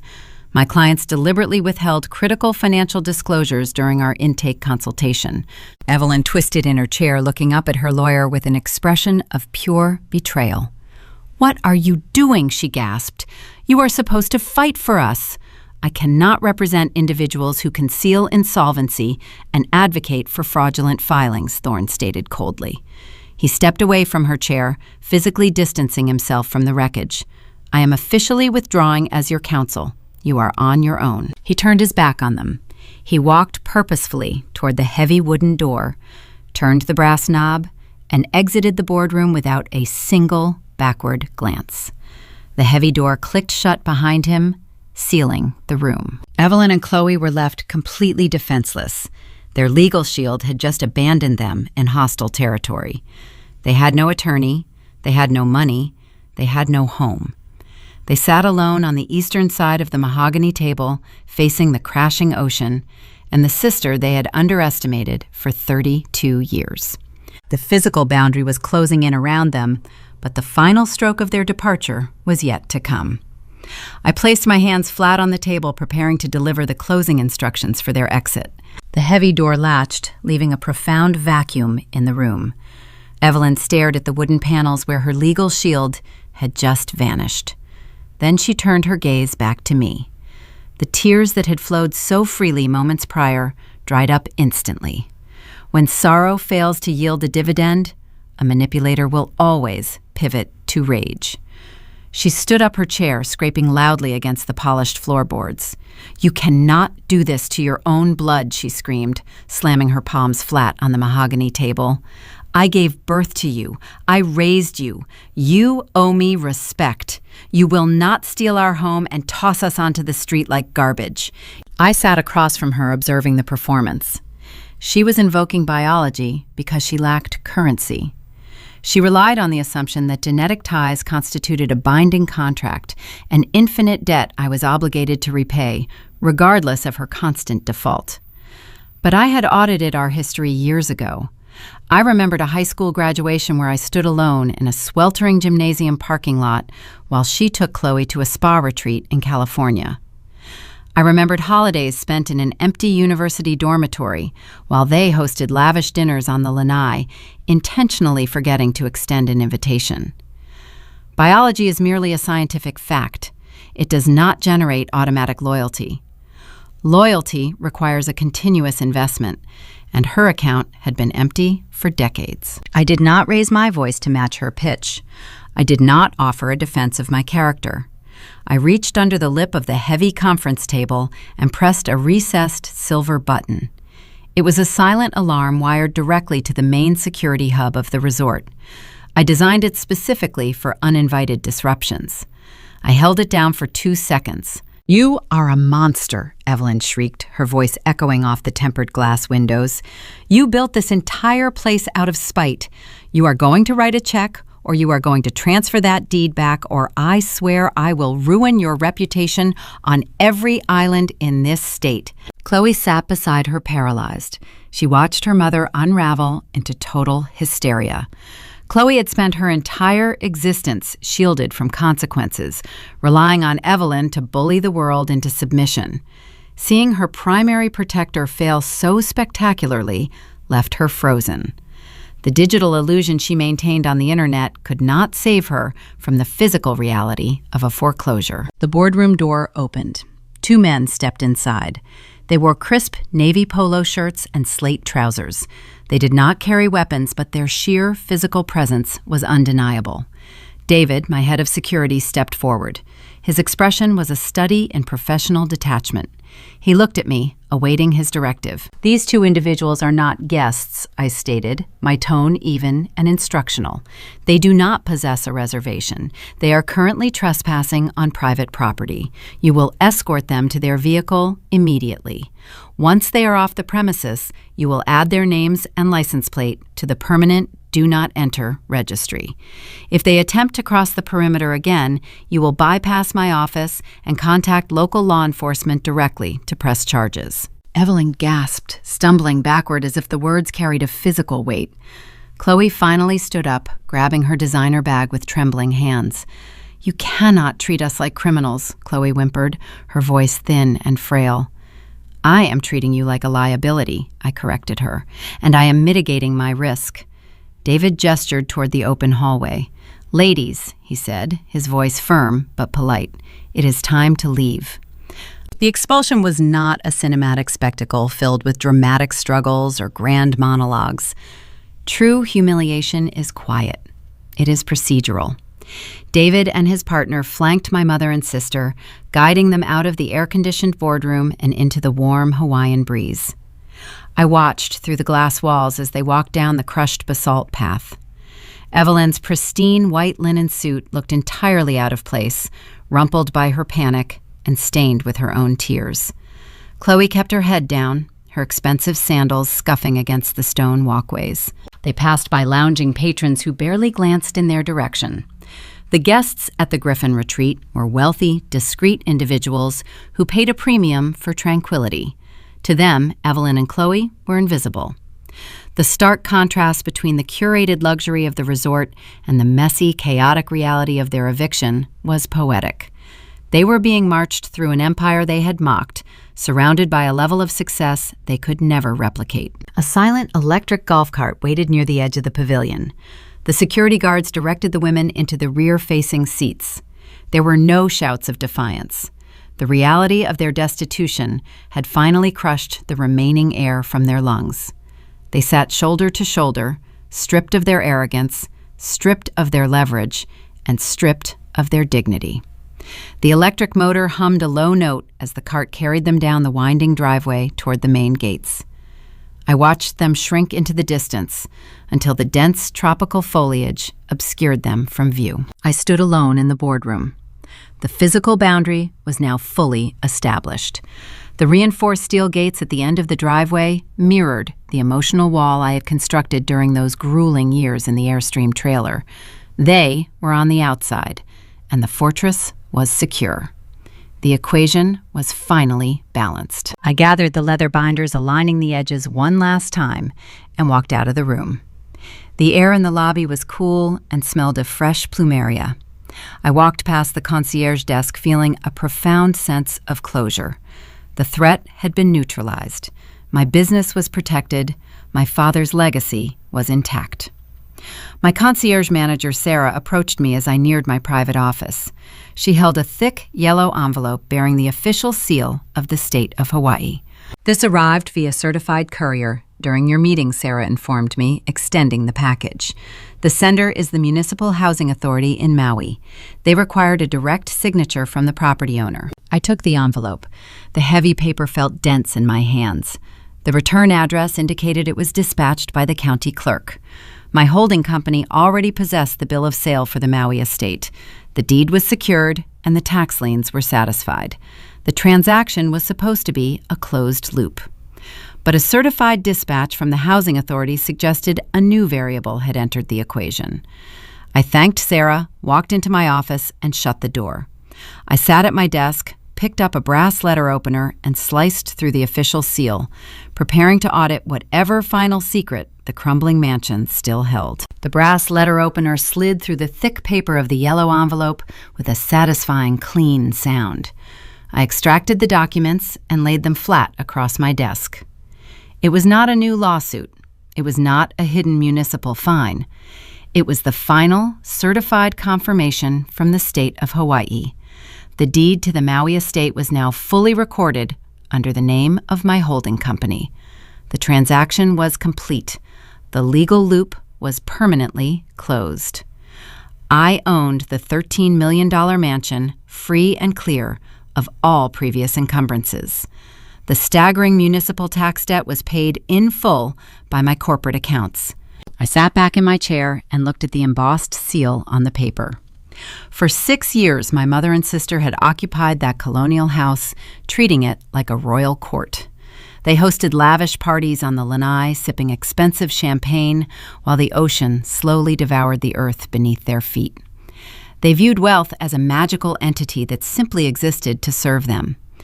Evelyn taught Chloe that money was an accessory, something you wear to impress other people.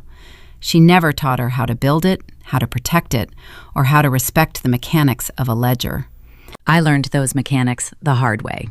I spent my 20s working night shifts, auditing fraudulent corporate accounts, tracking missing funds through labyrinths of offshore shell companies.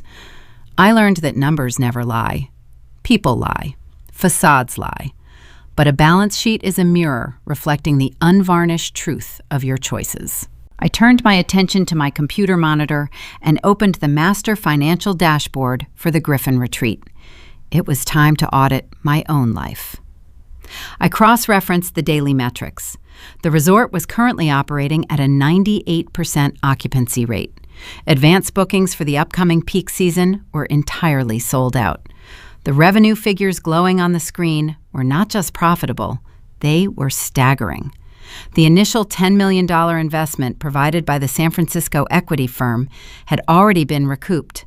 The profit margins were expanding exponentially with each passing quarter. I pulled up the comparative analysis I had run earlier in the week. The contrast between my trajectory and my sister's downfall was a study in structural integrity.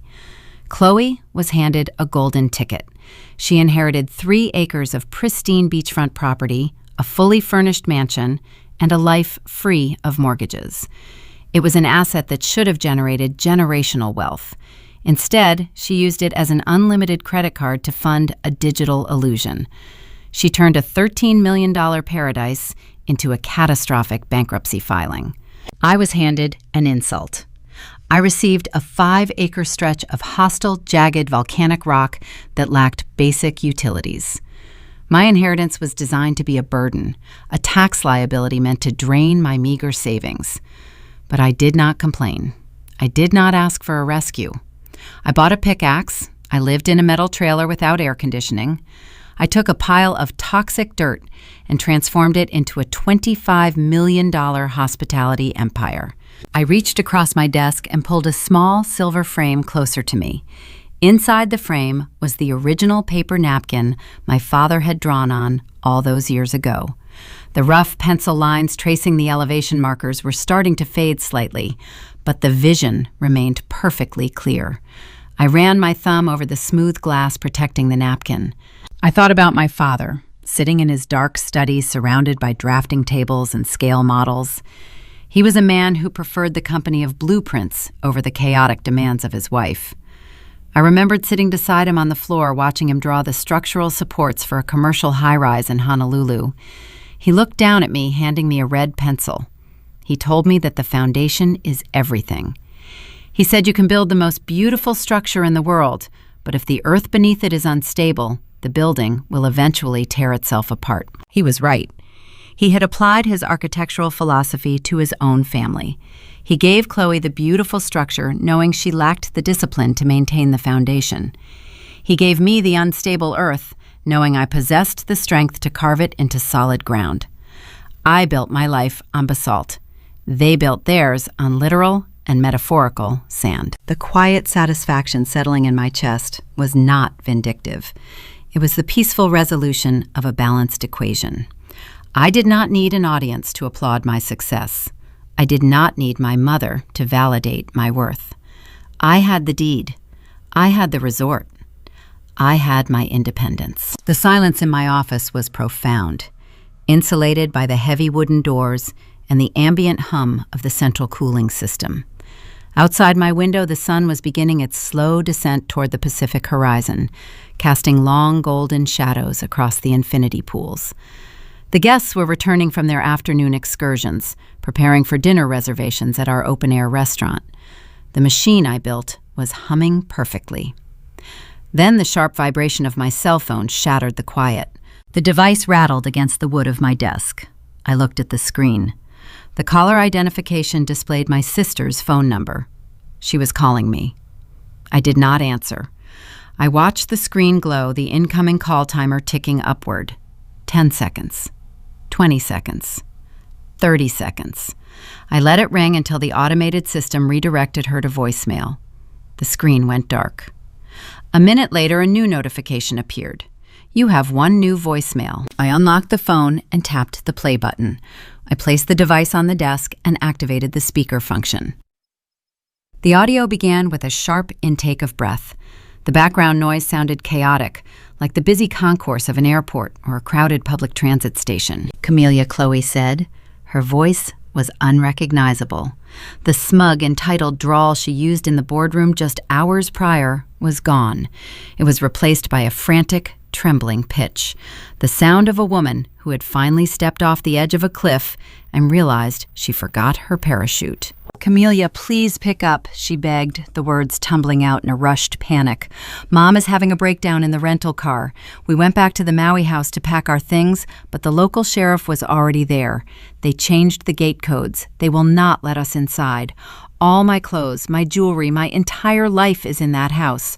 We have nowhere to sleep tonight. Our credit cards are declining. The bank froze our accounts.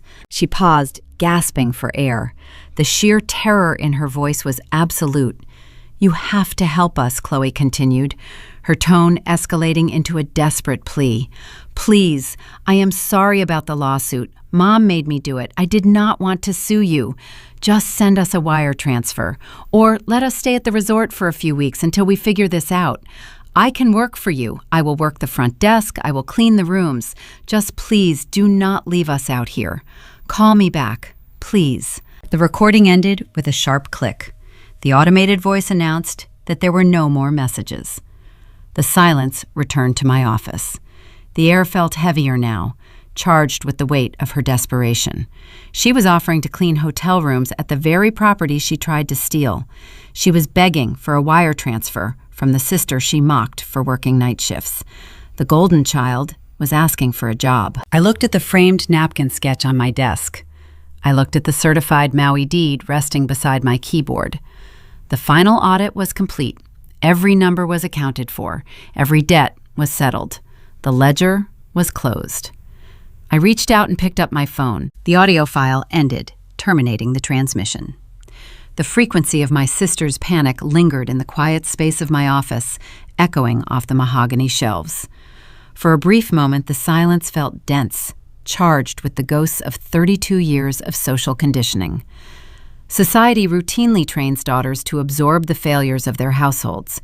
We are instructed to be the peacemakers, the endless caregivers, the safety nets, tasked with catching the favored children when they inevitably plummet. Evelyn had spent my entire youth cultivating my sense of obligation. She engineered a dynamic ensuring that whenever Chloe stumbled, I would be positioned to take the physical and financial impact. I sat perfectly still in my leather executive chair, waiting for the familiar pang of guilt to strike my chest. I waited for the biological imperative that dictates we must sacrifice our own security to rescue our blood relatives. It never arrived. I searched my mind for a trace of sorrow, a sliver of remorse, or even a fleeting urge to authorize a wire transfer to ease their suffering. I found a profound emptiness. The emotional reservoir that used to hold my familial loyalty was entirely dry. It had been drained by missed graduations, stolen holidays, and a million tiny slights delivered across a formal dinner table in Honolulu. Chloe was not asking for salvation. She was asking for a host. She wanted to attach herself to my foundation because she had eroded her own bedrock.